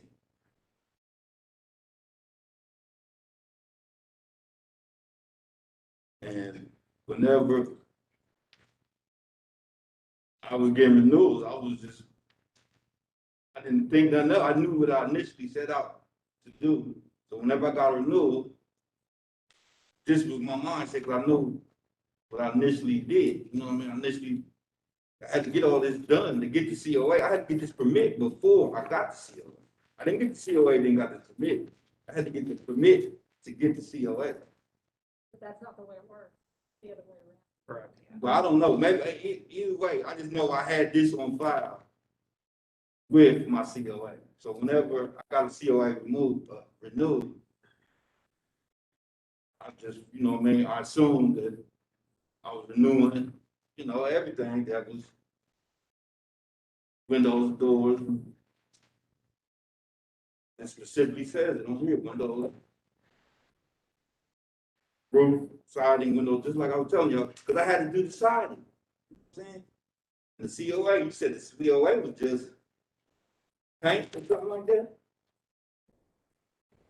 So here's what we want to start by doing, which is to give you just a copy of your original application. We did pull it. We have the original here. That's a copy of it. We just copied it out of your file. We wanted to go over the fact of what is covered in your original application. So when you look to it, though, it does not include the full extent of what some of the things we're talking about this evening With the permit. with the COA. So your application did not include a series of things in it. Your application is at the back. Look for your signature. It's at the back of that I handed you. Well, I submitted a drawing, Is this the drawing you're talking about? yeah, Here, and that was approved. That's basically what I did. You know what I mean? I got a retaining wall. Looks like a fence. Yeah, this is, and you wrote wood fencing, 3-foot wood fencing. The It was- lattice isn't on the picture. The door isn't covered with steel doors. I still am not sure about this door in the fence.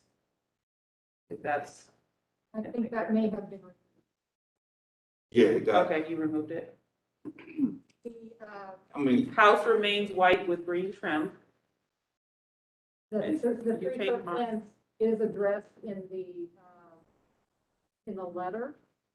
And it says something about, you can look at it again, but it says that something like that, because it is an abandoned property or something like that, that they would allow the Yes, 3-foot yeah, I saw that. fence for that. But I thought it was referencing this fence, Connie, not this No. one. It was this one? Yeah. Okay. That's been removed, so it doesn't have, it's a moot point. but you know, currently, right now, everything in your file, there's nothing referring to a retaining wall, for example. well,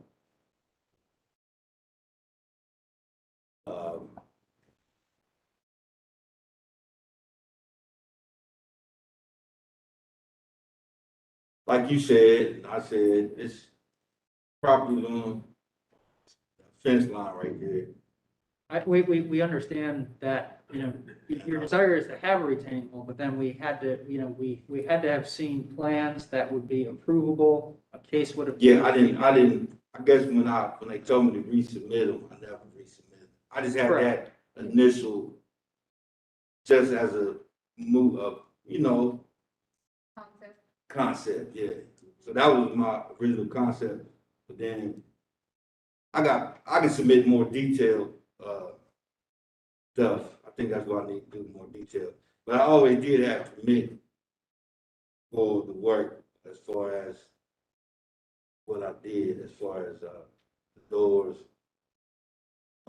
I can do resubmit the lattice. Well, I submitted one, lattice and stuff like that.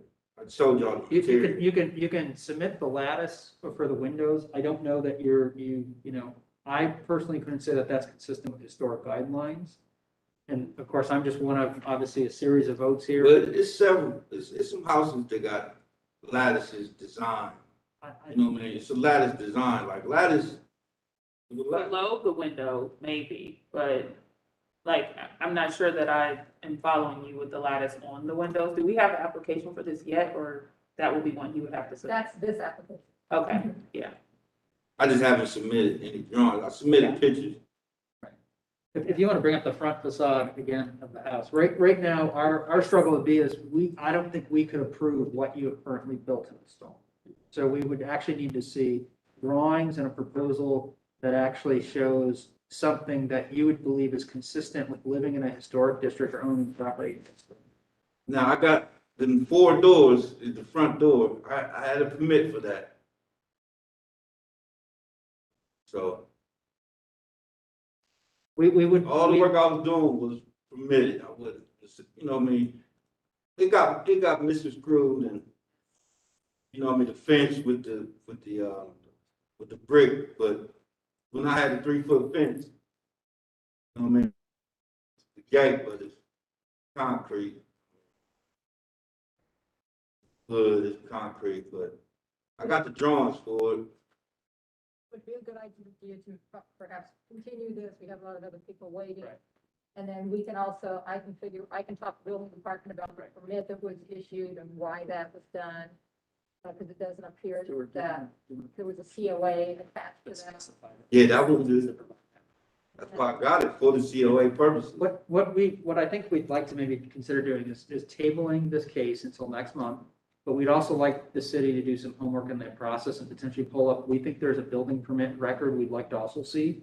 Yeah, Part of this? I gave them that information. Right, Thank so you. if possible, we'd like to have you come back next month so that we can feel like we have adequate information to make a complete decision rather Okay. than piecemeal. And in that time frame, can I, resubmit drawings and stuff like that? You can always resubmit drawings or Yeah. file additional drawings. We just, depending on how quickly you can do that, would depend on how quickly we Okay. could hear the case. Because I have them right here. In connection with HR-21-10-014-633 South Ohio Avenue, I'd like to continue that to the November 18th commission meeting.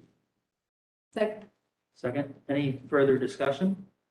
For record, Can I also add that we would ask that document number RSWDR 18022230 be researched, and if we could be provided a copy of that, and apparently it was issued on May 25th of 2018. That would be a Thank you. okay, so is that an amendment to your motion? It is, yeah. Is it Second, second? okay with that? Okay, Thank you. wonderful. All those in favor say aye. Aye. Aye. Any opposed? Any Thank you. abstention? We'll work to reconvene on this again next month, sir. Okay, so y'all emailed me? I will, yeah. Thank you so much.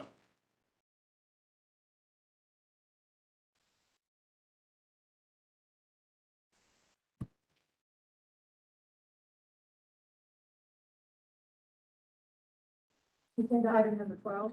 Yes. Agenda item number 12, 713 South Champion Ave.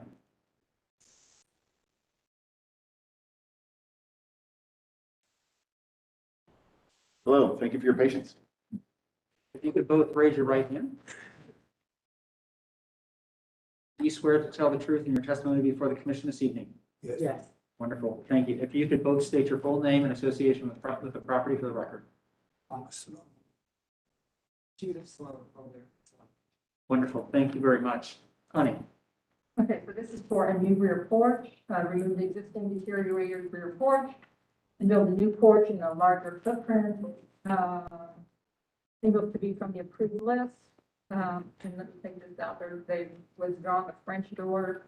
And you have a light fixture, cut sheet, and maps indicate that the house once had a full width rear porch, which was later modified with an enclosed section. The existing rear porch does not appear original, and the existing rear door opening and window opening will now be retained.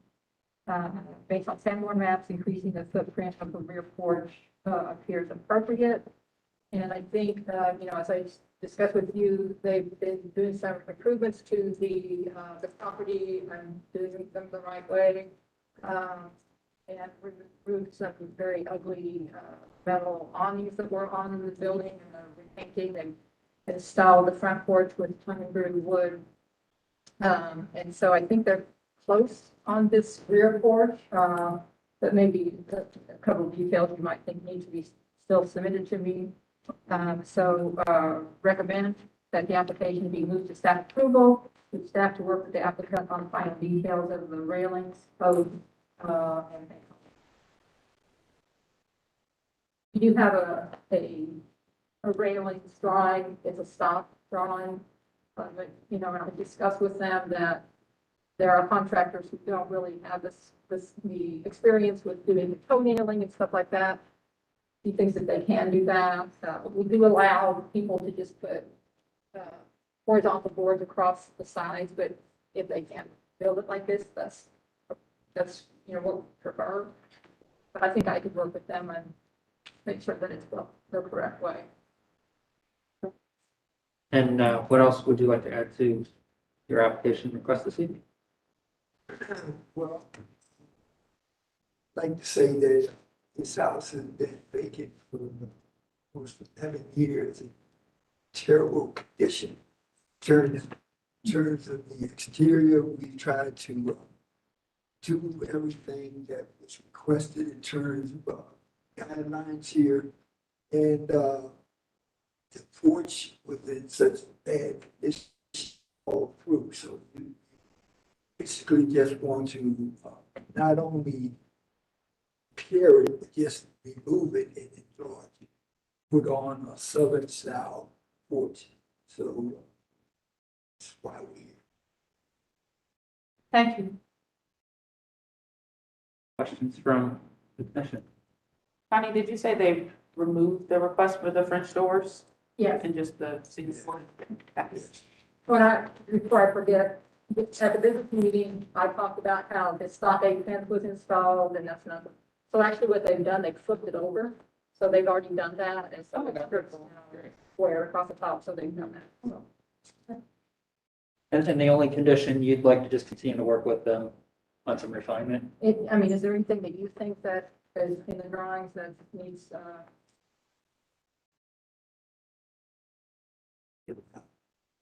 on that, just the door opening, it's not going to be where it's done on there. That, of course. I think, the post doesn't have to be as elaborate as that drawing shows to be. It doesn't have to be that elaborate. It doesn't have to have chamfers on it unless you want it to have it. It could be just a boxed. We want to keep it as simple as possible. Yeah, just be a boxed. But we still like to put some trim in it. Yeah, box with trim at the bottom. Go with the style. Yeah, and did you say they would update the plan? Because right now the plan still shows the. And it just needs to show where the door is going to be on this. Okay, so I'll be doing it. Yeah. Giving it And if we're in addition, 14, right? No, 12. 12. So for HR 21100115, we are voting here to approve it with the condition that the staff is going to work with the applicant on the fencing details, ensure that appropriately modified plan is submitted. Can I make a correction? The railing, not the fencing. Sorry, railing, I'm sorry, the railing. Instruct that she's been working with us. Yep. And remove the Thank you. French door. Second. Yeah, and removal of the French door as well, as Connie noted. There's a motion. Second. Second. Motion and second. Any further discussion? All those in favor say aye. Aye. Opposed, abstention? Wait, I have, did you have some? no, I just have one question. Once you approve this here and we get it, permitted from downstairs, we take it downstairs, when can we get started? So you just work with Connie. Connie will work with you to, you just got to get the, and whatever was remaining, we just discussed here this evening, get her the revised details of what you need. She'll work with you to get the COA and coordinate with you on, just getting you to the right person building permit, and they issue your building permit. As soon as you get Your the paper, COA. yeah, as soon as you get the that paper, you're in, you can do it. Getting cold. There you go. Yes. Well, you're done with us as long as you make Connie happy. So, thank you. Very nice. Yeah, thank you. Thank you. Okay.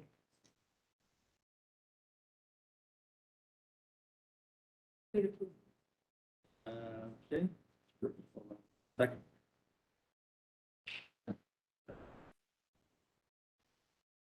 Okay, now we are on to, Connie, for conceptual applications, do you want to speak to any degree about number 13 being withdrawn? Yes, For the record. it's withdrawn, and I see that I made a mistake, a cut and paste mistake on my staff report. It said the COE issue, that was just from another one, just been withdrawn, no action required. Okay, just withdrawn, no action required. Okay, so then we are on to case number 14, HR-21-10-017, 59 Spruce Street, North Market Historic District. Would like to see different parties here. Anybody who's going to speak on this, I do have a speaker slip for the project as well. But want to make sure anybody that's speaking on the design team first. Oh, you got two. For the record, I'd be recusing myself from. Great, okay.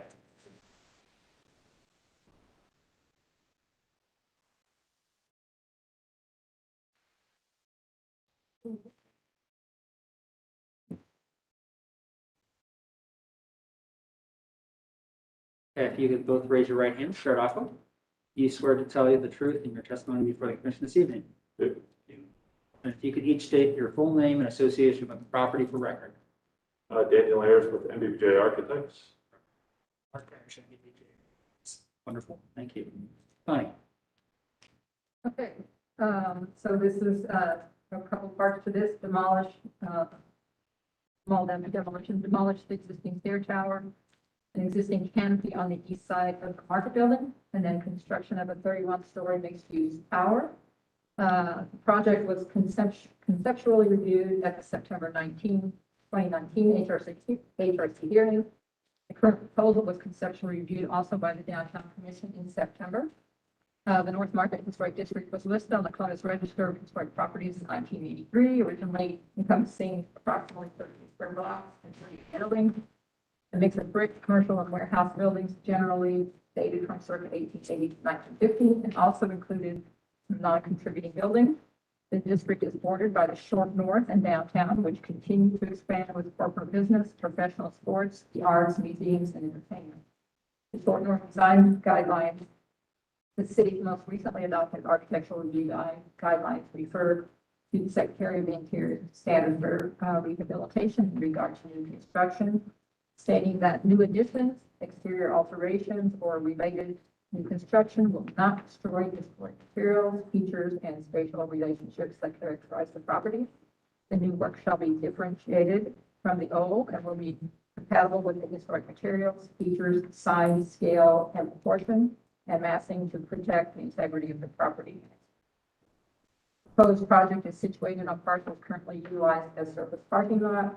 Project will not result in the demolition of any buildings, either contributing or non-contributing. The North Market's proximity to the Convention Center, Arena District, Short North, and High Street is an area of Columbus that continues to intensify and supports downtown as the region's economic center.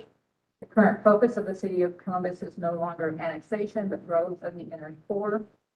Columbus citywide planning policies from 2018 recommend the intensification of downtown and Columbus's primary corridors. This project is consistent with and supportive of this policy. This, at this point, is a conceptual. The applicant has continued to respond to the commissioner comments in regard to materials. And then I do have a little bit of here on USD.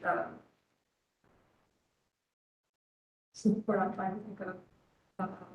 archaeology project. So we can- Right on. Another one there. Okay. Feel free to add some additional color here. Yeah, we'll go into a little bit more detail. I know it's been a little while since we've been back in front of you. We've continued to work and develop the overall project for the last year or actually the last 2 years, off and on for the last 2 years.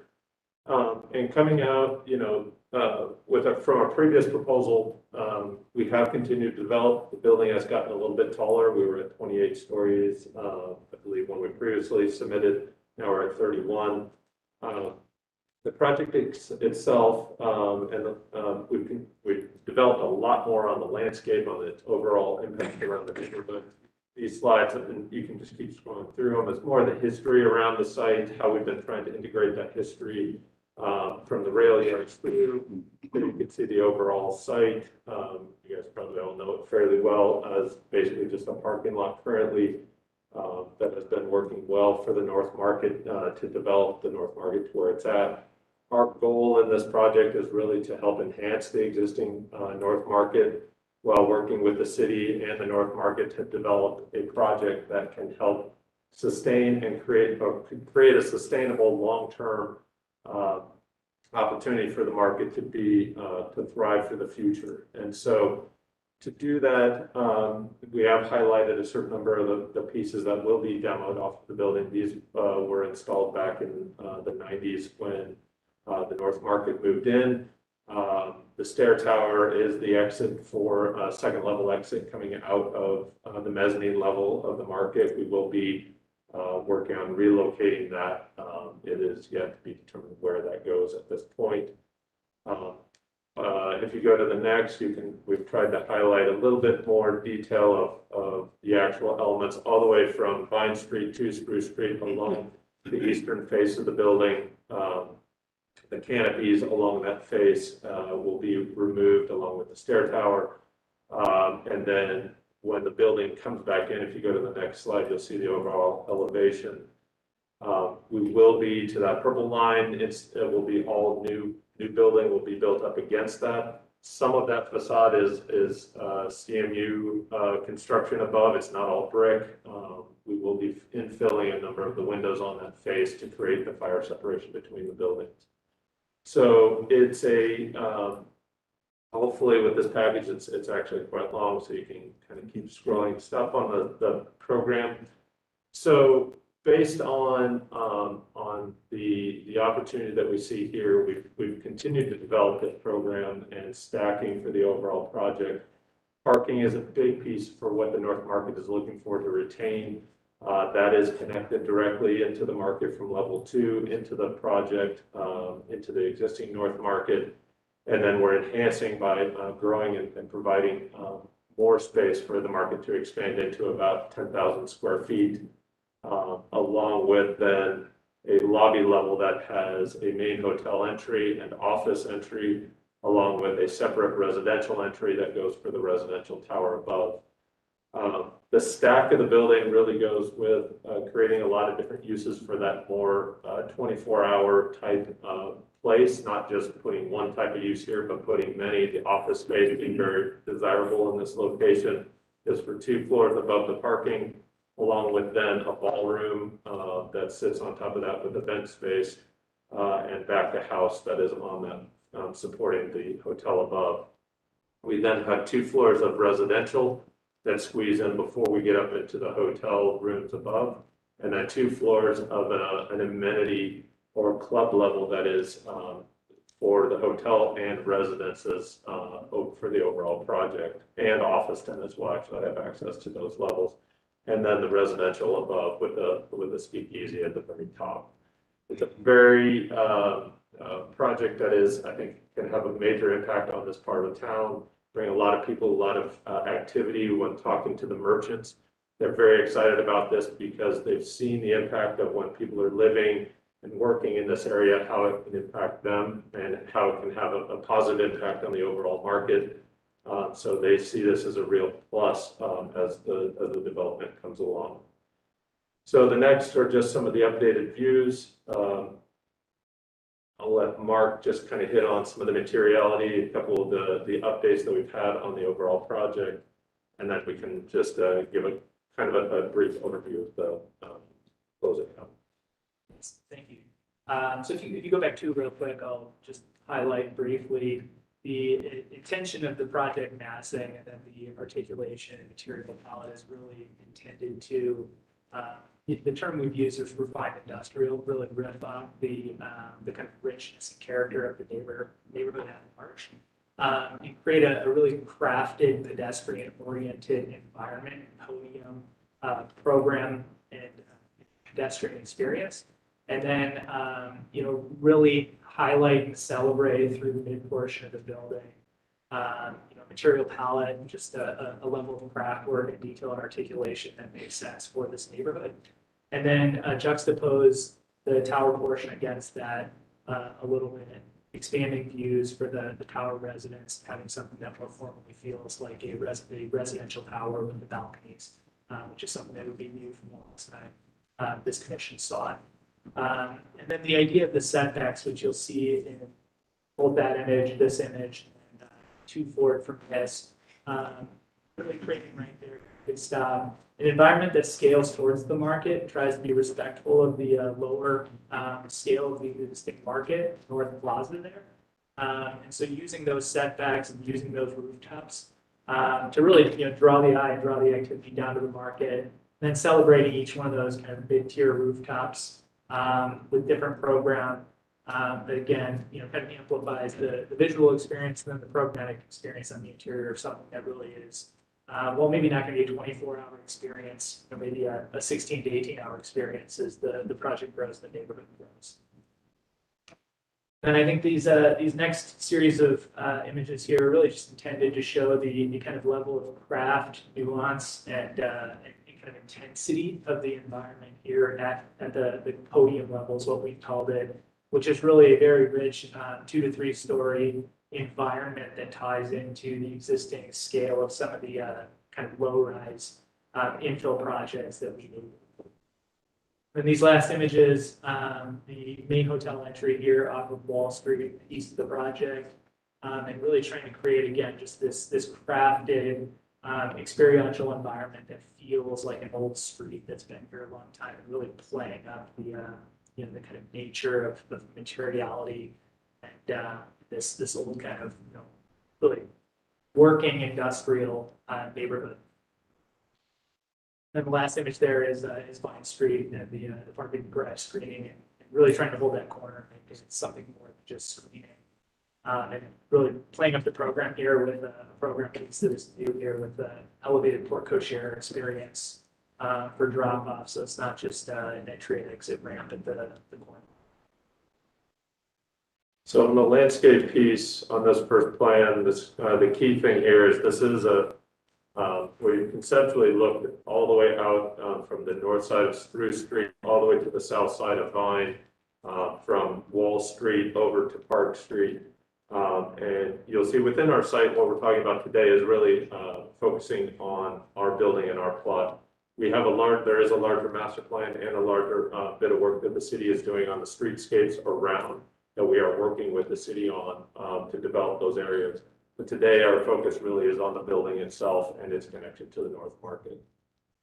And this just goes through some of the diagrams of how the landscape and that ground plane are starting to interact and work together to connect people all the way from the convention center into the project and into the plaza space. And we've introduced a courtyard, which you can see there, which is for the restaurant and outdoor space, providing more public space out in front of the project for different events and for the North Market. Rick Wolf was here, unfortunately, had to leave, wasn't able to stay, but gives access and ability for the North Market and the developer to have access to that plaza. If you keep going, I know there was a question about the view, well, some of the materiality of the streets, or we'll bring all the final materials after for final review for all the cobblestones and streets. But there was a question about the corner, which we didn't have really rendered in the previous renderings, at Wall Street and Spruce Street.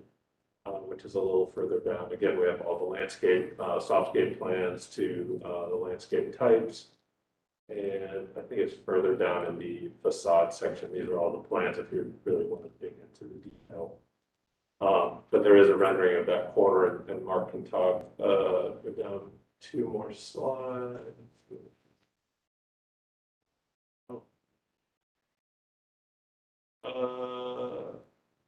There. So, yep, that first one there. So this is at Wall and Spruce. So understanding that detail and that around the corner. Mark, can you talk about that? Yeah, a big change, I think, really significant change. Last saw this, really trying to. They called it a define- bunker before, so. Yeah, They called it a bunker before. yeah, we thought it was really to define this, what we term podium zone to the project. Really responds to the existing scale of the neighborhood. And, really breaks the tension of a 30-story building slamming into. It's a difficult detail, and so really we've created this datum at about 2.5 stories that links up to essentially the cornice line of the existing market and some of the adjacent properties, and then it started to amplify and embed a litany of new programs in here. So really looking for this to be a tail anchor at the corner here, but also a visual cue with this slight sight line from the convention center to the market, really, attending, being a sensitive and to keeping that sight line open and making sure that visual connectedness of the market still exists to High Street, but having something in kind of the middle ground or the foreground, that view that draws you into the larger site. And then, and then really gives, as you move down Wall Street, you saw previously the entry experience at the hotel itself, really starting to get a rhythm of experiences as you move down Wall Street that, I wouldn't say replicates, but certainly is sensitive to the kind of existing rhythm of infill projects, creating a cadence along the alley condition there, but similarly true for High Street as well. So trying to create, again, kind of layered, differentiated experiences at that ground plane that break this thing up to something that's more human and pedestrian friendly. Some of these are really just getting into kind of the detail and the nuance of the larger mass of the mid-tier brick building. How do we really kind of make that feel as practical as we can? The existing kind of construction technologies. That's probably a pretty good overview. Love to hear your input and get your thoughts. Before we do our questions, I think would we have the speakers do their come forward time? Would that be appropriate now?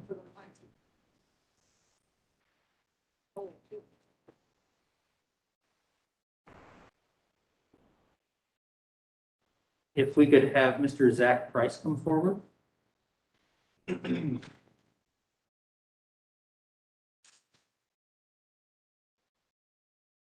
Mr. Price, if you could raise your right hand. Do you swear to tell the truth in your testimony before the commission this evening?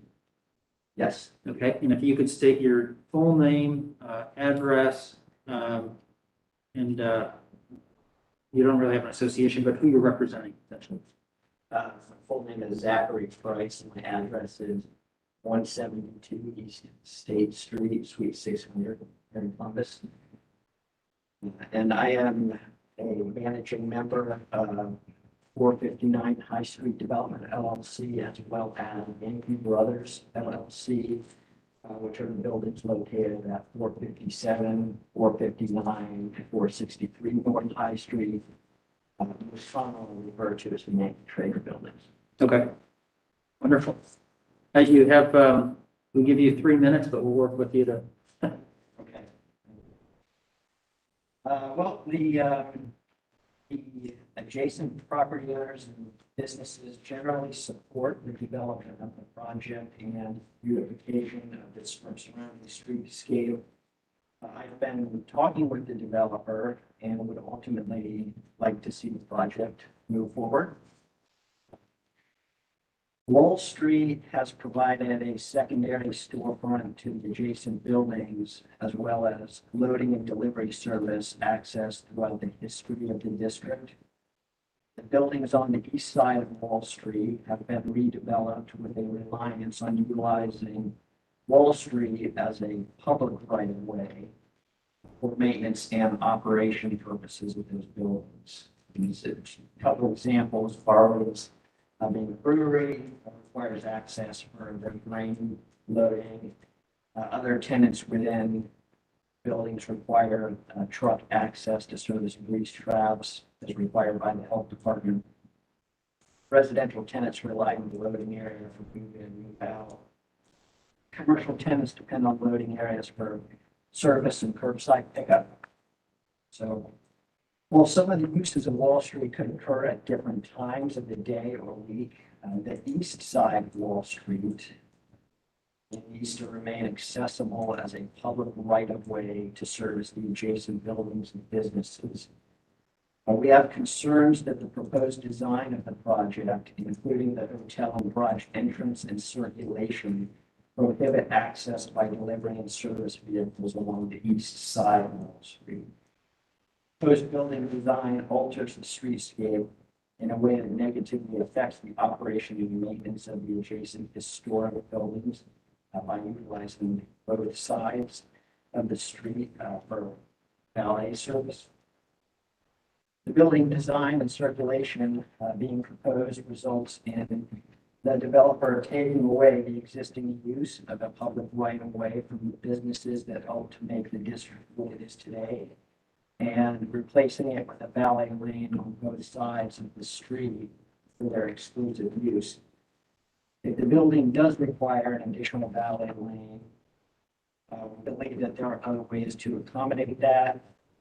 Implement the undercutting first floor to create a covered lane on the property as precedents other places in Columbus, or relocating the valet service to other sidewalks adjacent to the new development. I understand how utilizing the public right-of-way private use is desirable for the developer who can increase their leasable area as a result. However, the project is designed in such a way that it displaces current users and places undue burden on small businesses that help define the character of the district. It takes away the use that the existing businesses and building owners rely upon and hands it to the developer for this new use. Proposed design essentially privatizes a public right-of-way for the exclusive benefit of the developer and eliminates the existing stakeholders' ability to use the right-of-way for the safe maintenance and operation of these.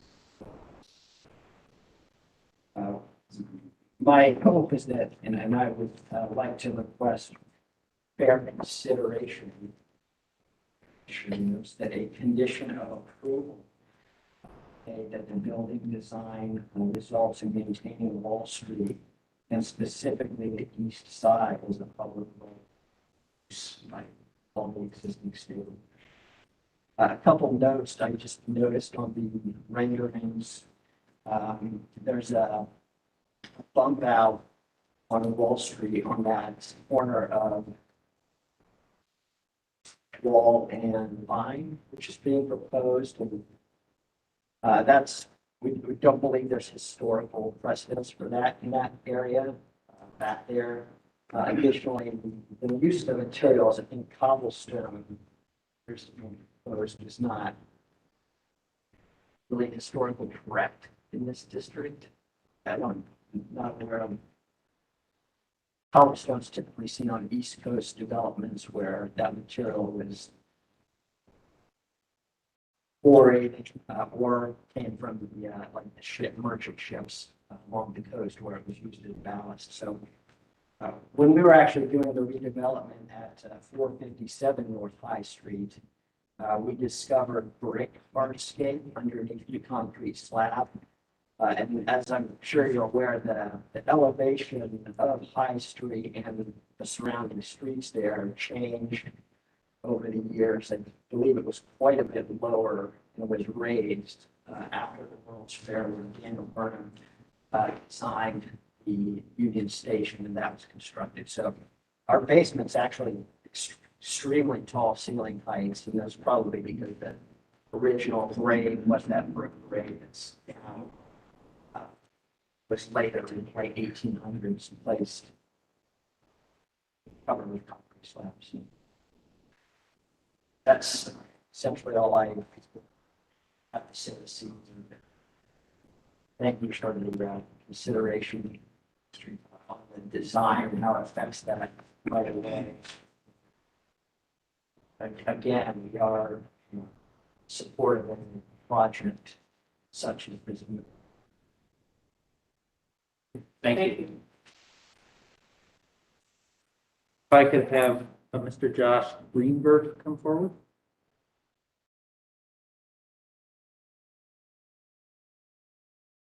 Sir, if you could raise your right hand. Do you swear to tell the truth in your testimony before the commission this evening? Yes, Wonderful. If you could state your full name, address, and whom you're representing for the record. my name is Josh Greenberg, I'm in 36 South Ard, North Columbus, 43209. I'm a partner in the building at 473 North High, 479 North High. That's the building that's 479 is the corner of Spruce and High Street. Well, Zach pretty much said everything I want to say in a very nice manner, but I just wanted to bring up a few points that I just don't think the building developers really understand how historically we depend on the right of way to service our businesses there. I mean, I'm down there all the time for the last 10 years. On a daily basis, you're going to have multiple trucks just coming in and you really need to be there. Like, for example, just yesterday, there's 2 HVAC trucks. There's a Cintas truck. It wasn't even a food truck yesterday. There's always food trucks too. And that's something that's going to be very important for us to keep. So the valet is really going to impair our ability to run the business that we can. Zach mentioned you can move it, they can easily move it to Spruce or to Vine, or really undercut the building like you see all over Columbus. You see other precedents like with the Hilton, with the Renaissance, and also the Sheraton to accommodate their valets instead of taking it from our side of the street. The developer has suggested some things to us, like adding loading zones on Vine and on Spruce. I think that they're a very good idea. Personally, I believe that we need to keep the right of way where it is and open, but additionally keep those loading zones too. Because I think with the increased traffic, I'm not sure. I was told tonight that there was a city did some kind of traffic study, but I know the traffic down there. And when this opens up, it's going to significantly increase it. And I'm not sure what the study shows, but when that happens, I think that keeping the right of way will benefit everybody, including the developer, and having those additional loading zones is going to be very important to accommodate the traffic that's going to happen when we finish building. So in conclusion for myself, I'm just going to repeat what Zach had said, is requesting fair consideration by the commissioners that a condition of approval be made that the building design results in maintaining Wall Street, specifically the east side, as a public right of way for the use of all the existing stakeholders. Thank you. Thank you.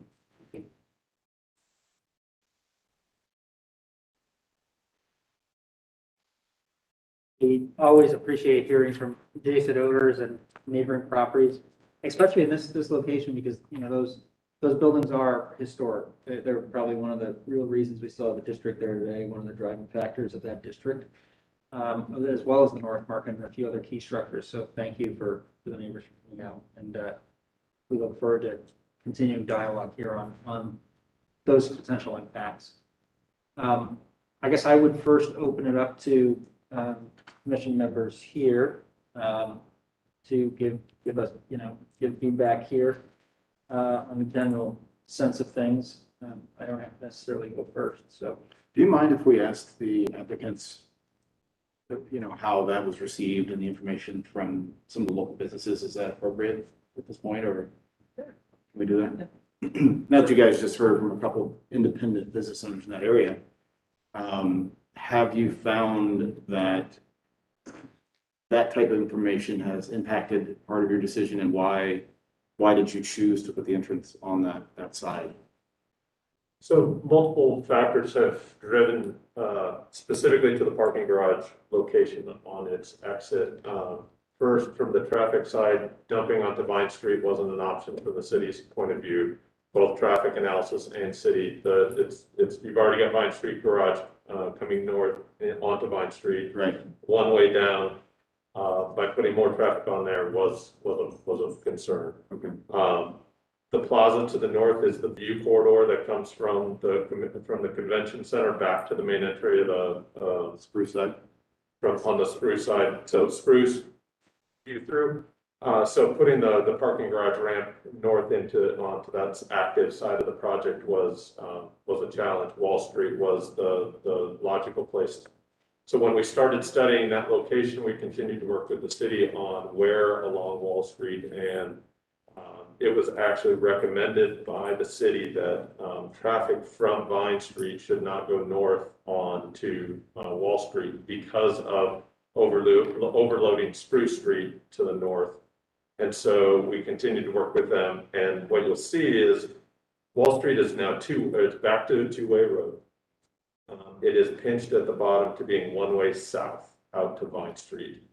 The other thing, if you look at our overall site plan, our building is pulled back about 15 feet from the street. So we actually already have taken away building square footage for our project to move it to get Wall Street wide enough to get the 2 lanes of traffic and the 2 drop-off zones on both sides. The original intent was to have two-way from Vine Street, but that was not allowed to keep that. The valet zone that is on the east side of the street, had we been able to turn left off of Vine onto Wall Street, you could use as a loading zone, whether it's for valet or for loading the buildings. We can't turn left off of Vine Street because of the traffic concerns from the city. So we're fighting multiple issues and trying to find a solution for this. So we proposed the 2 loading zones on the north and south side. The city is on board with both of those loading zones. There are considerations that we've continued to have discussions with the owners there working through this. So we don't have the solution yet, but we're continuing to talk and continuing to modify our plans and work to find a solution that will work for everyone, if we can. That's our goal in this. There's nothing that we're trying to do to grab any land or take anything. It's to provide an amazing space for both our building and for theirs by cleaning up the backside, taking all of their trash and putting it into our project. So we are taking their trash cans, finding a place in our building so that we can provide it. Now we know it's a long walk. We know there's going to be some issues with that, but it cleans that whole site up. So the case in point of wanting a 2-sided face to the project to their buildings, we're helping to enhance that, we believe, in our mind. I think 3 things worth reiterating there. To the direct comment about the curb wall, southeast corner, Wall Street, that is resultant from what's from the city. So we've worked through that. There is opportunities for that to become, so perhaps support those businesses from a pedestrian level, not necessarily a loading and unloading perspective. So I do think there's an opportunity there. I do think it's worth reiterating what Dan said, that we had pushed back about 15 feet into our property, which I think almost 10 feet of that has actually been reincorporated into the public right of way as new lot lines will be drawn. That is to actually make this a street that can support 2-way traffic. And then, then the rest of it really is just kind of a sticky wicket, traffic analysis and impact conversation in the city. The last piece of that is if that bulb, and we'll work, but the latest idea is that bulb becomes a demountable curb that then we can bring a loading truck in, because Barley's does require a loading of their grain directly and they can't bring it down the road. So we're working through that. The other is when this is finished, we will have a 5-foot pedestrian safe walking sidewalk along their building that currently doesn't exist because of the trash that is currently in the building in that area. So from a safety standpoint, it is a long-term better impact and accessibility for that whole place. So you're pushing your building back 15 feet, Yes. 10 of which will allow us to utilize more of that right away, and 5 feet on the sidewalk on the opposite side. So expanding that sidewalk to 5 feet. It's getting you an More appropriate pedestrian friendly. sidewalk on the east what amounts to a city standard sidewalk on the east side, and then also getting you essentially city standard, or, not technically, but what we would call a standard width of both the parking lanes and the driving lanes of the street itself. Whereas everything today is currently very tight and not really, kind of a 4-lane layout, an ongoing use. Does that make sense? All overhead lines will be removed, will be undergrounded, and clean up along that face. And we do things for it. I mean, you can see that the ability for pedestrians to not have to leave the sidewalk into the street once we have this increased traffic is I think an obvious pedestrian concern, just a basic safety reality. Great, thank you. I'm happy that we sort of addressed these things. I'd be happy to go back to Chairman's suggestion, and we can go commissioner by commissioner if you'd like, or whatever is most convenient. Yeah, and for me too, I also think it's important that we look at two pieces here. I think we ought to look at how this responds to the North Market. There are some changes proposed to the North Market, which is a historic building. And then I think there's sort of the new design. Yes, they have to go together, but we have to talk about some critical things here. Things that jumped out in my mind, which I'd love to know more about, which I don't know if anybody can put a date for this. What is the date or age of the current North Market sign that's actually on the face of the building that's proposed to be moved? Oh, the large one? Yes. It's 1991, but Yeah, I'm sure you have to check the file. Exactly. currently being planned to be relocated by North Market, which would be under a separate from this project to the east side or the west side. It is a complementing issue because you're proposing to impact a historic structure that's already in place. So we have to see a complementary, complementing application at some point.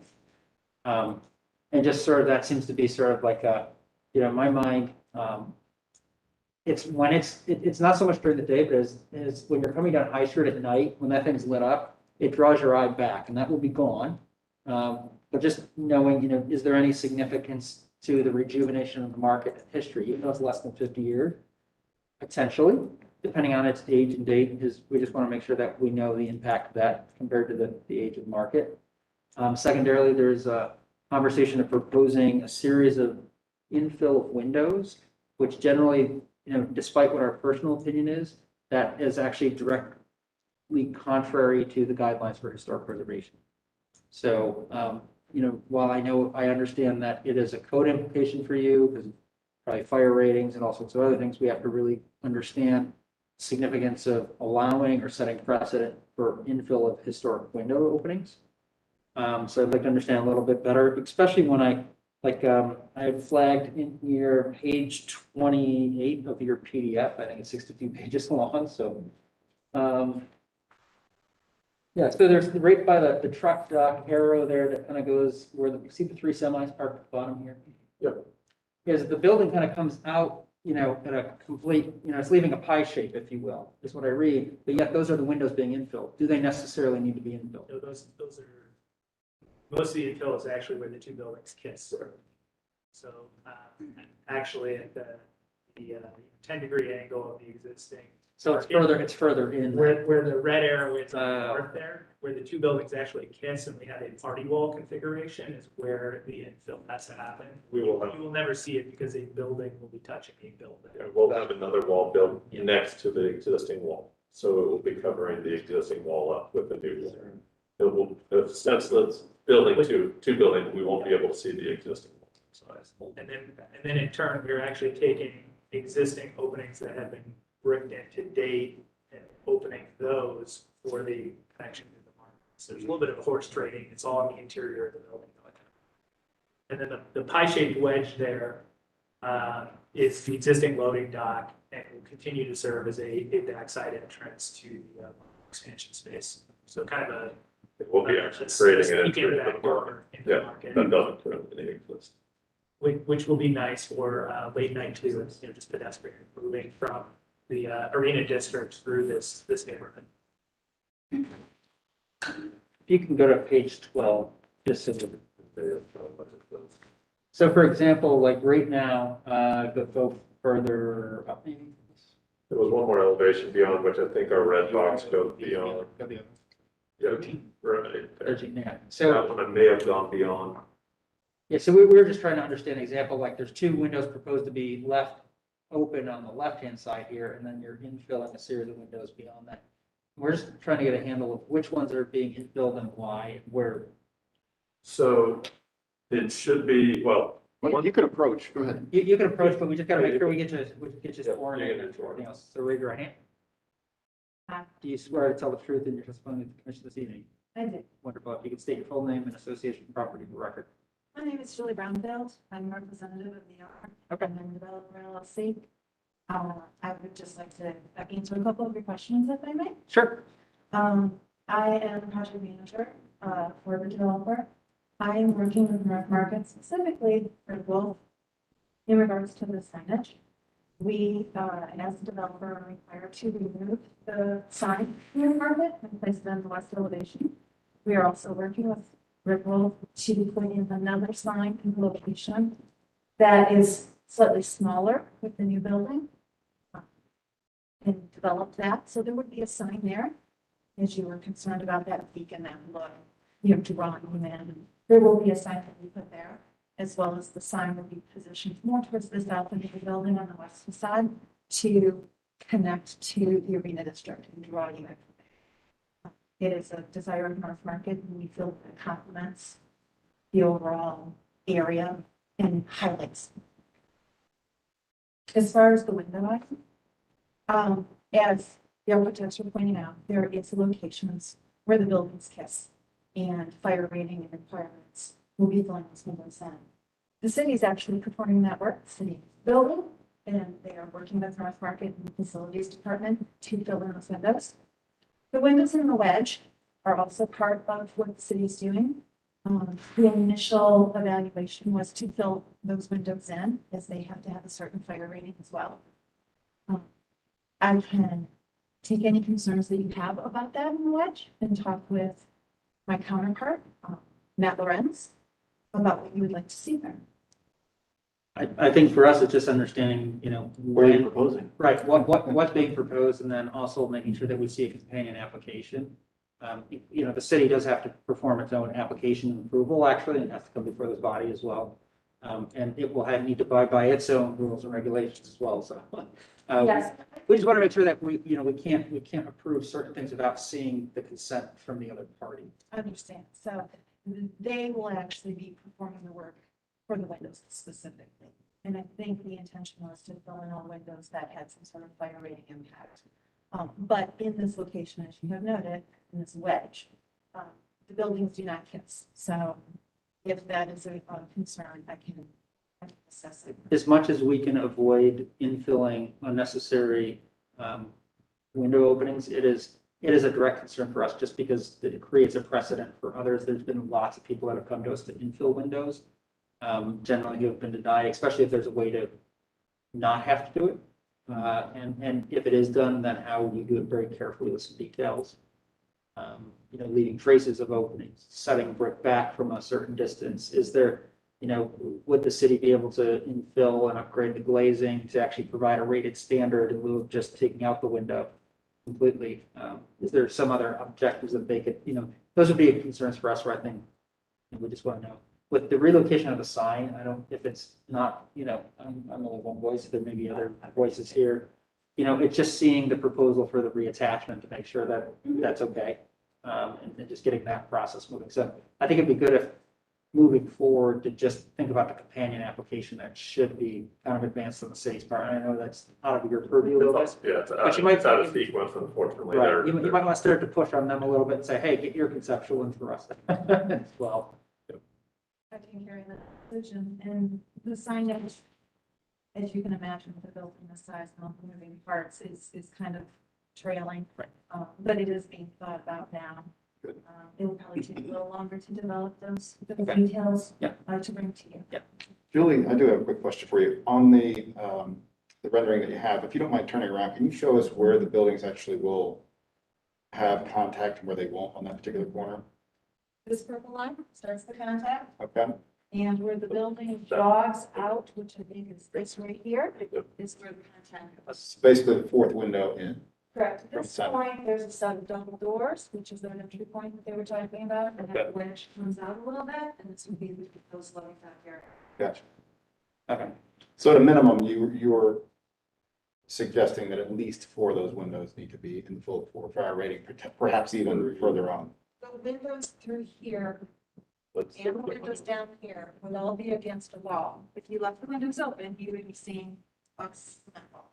Right. So, and fire code wants a 3-hour rating, so those would all be building. We'll have to be working from the inside of the market. It's really going to be those upper three are on the upper level mezzanine. The lower level one will be the back of, basically the back side of the merchant's space. So some of them may be visible. Most of them are already, you can't see. Covered with They're already shelvings black. and. So, Yes, kitchens in there. yeah, most of the kitchens are blocked, most of the view of it, but we will come with what the, how that infill will happen. Yeah, okay. And not that there's any loss of historic fabric, but will the demolition of the items that protrude the stair towers there, will that be your scope or the city's scope? That is our scope. That would be our step. And that is part of what we're talking through today. Yeah. And the replacement of that stair is TBD, so I hope that when we come back to final, we'll have that location and more information for you. Great. If we can just make sure, probably on your, because you'll have a COA for your main building project, still removing the addition on the historic building, even though it's your scope, you'll probably have to have a second, either amend your application to include that property. Just want to make sure you're covered. I think one thing worth noting too is where the buildings do kiss is where the existing market has essentially its historical oddity. Oh, yeah. It's the infill CMU on the backside. So the remaining, 70% or so of the building frontage. Unobstructed Is actual old brick. The piece we are kissing essentially is where it's been gray CMU with essentially no articulation.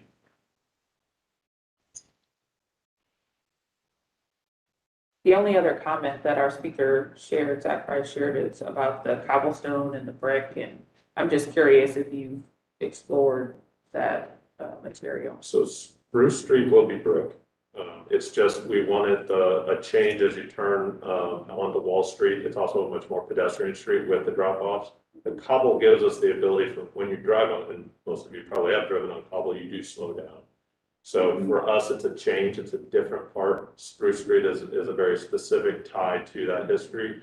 In this case, we're looking at a change of material to provide that feel and a slightly smaller scale to the paper. So that was the intent with the paper and with the current discussion with the city has been all explored. Yeah, and I would reiterate, there's a lot of landscape out there, right? And part of that is the plaza trying to maintain a level of flexibility for event, still out all the great things that currently have. So some of this is really an attempt to avoid, frankly, a kind of not hardscape atmosphere out there that just feels kind of overbearing and it's create, just kind of amplifying the diversity of that pedestrian realm. Whether it has to be that material, I think there are multiple materials that we through with the city and Julie. The streetscape improvements are a P3 project. And so the main developer and the city are working together on the material selections and all the requirements for traffic and so forth. So that is still actively being worked on and not being, it's not designed at this point. It hasn't even started just.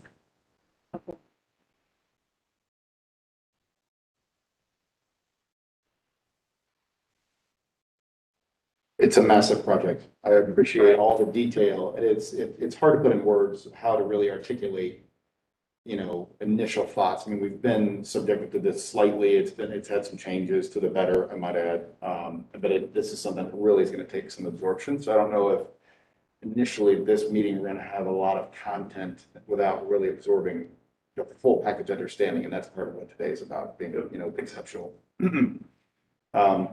I think you did a really nice job of breaking up massing, streetscaping, having that really strong approachability, even from that street surface. It really makes that a really keen opportunity, and particularly how you align a lot of those levels with adjacent properties. For example, that you've got similar plane lines that key off of the market itself, and then you've got other high-rise elements that key off of other key important buildings within that district. So I certainly appreciate the amount of thought. I'm sure this has been a massive thinking project and effort. So, and I'm sure that there'll be probably a few little twerks and things to possibly iron out. But when you look at this project as a developer, what are the things that you thought that we may be most concerned about? And things that you want to get on the table early before we have to talk about this, 2 or 3 months from now? I think the key has always been, and it's this interesting balance of the existing building and this new larger project, and always keeping in mind of trying to find a way to continue to step away from it, try to create that space that Mark had mentioned between the existing and the new.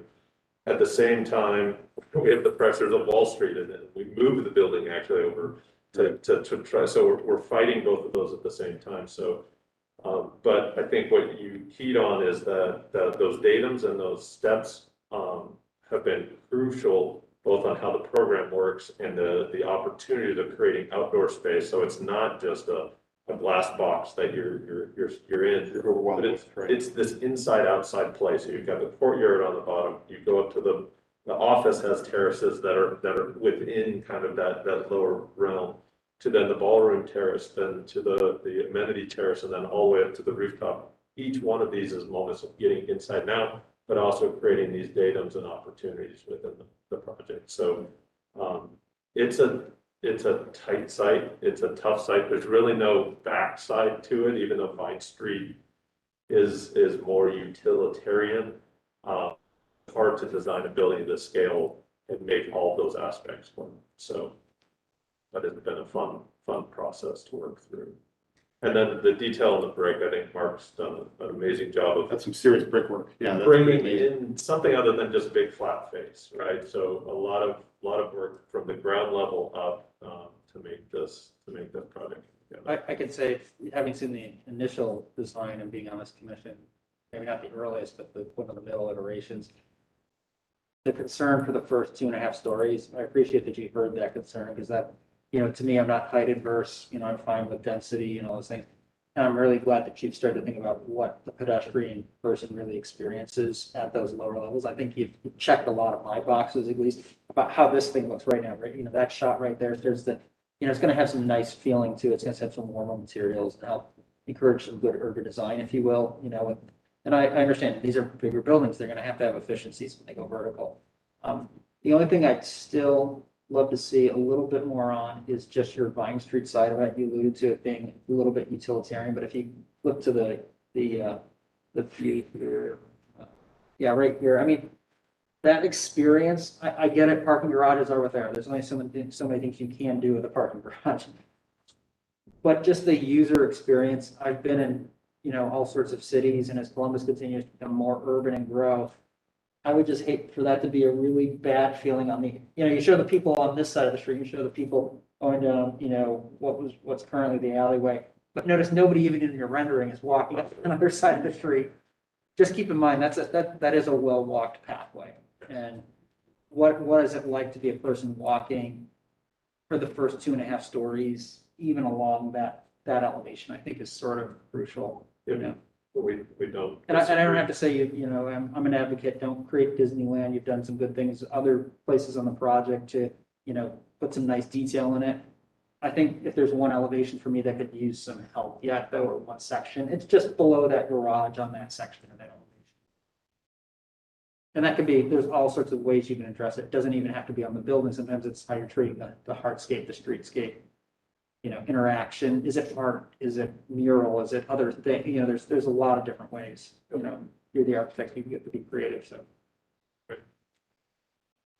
You guys covered all of my questions. I think it's definitely marked improvement. I was waiting for the bunker to be responded to, and I think you did a really good job with that. I do not take for granted the comments of the adjacent property owners. And so it's good to hear that you're working with them, and the relocation of the trash, I think, is a great concession. Certainly won't be all that convenient to walk a little bit further, but do want to make sure that you all give some consideration to that flow. I think the street has been moved to be one way now. And you're proposing, or at least in collaboration with the city, considering to make it two ways. Obviously that there's some of that discretion is lying with the city to think about, but you might consider if that is necessary for the project circulation. I don't have a strong opinion either way, but I do feel a little sensitivity to the existing buildings and making sure that you really honor that. So otherwise, you guys covered all of, the potential questions. Look forward to seeing how the signage will be replaced. Yeah, and signage on the building will come back for in future. And just to reiterate, before any of that gets started, make sure that you're looking for design guidelines for sign. Anything? I don't have comments. Yeah, no, the fact that we actually, I think there's limited comments is a good sign. Yeah, very good sign.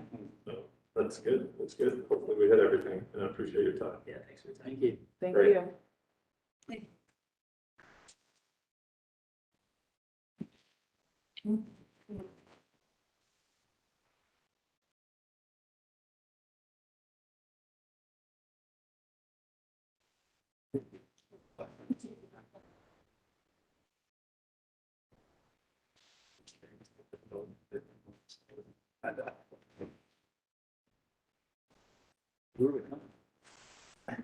Two floors?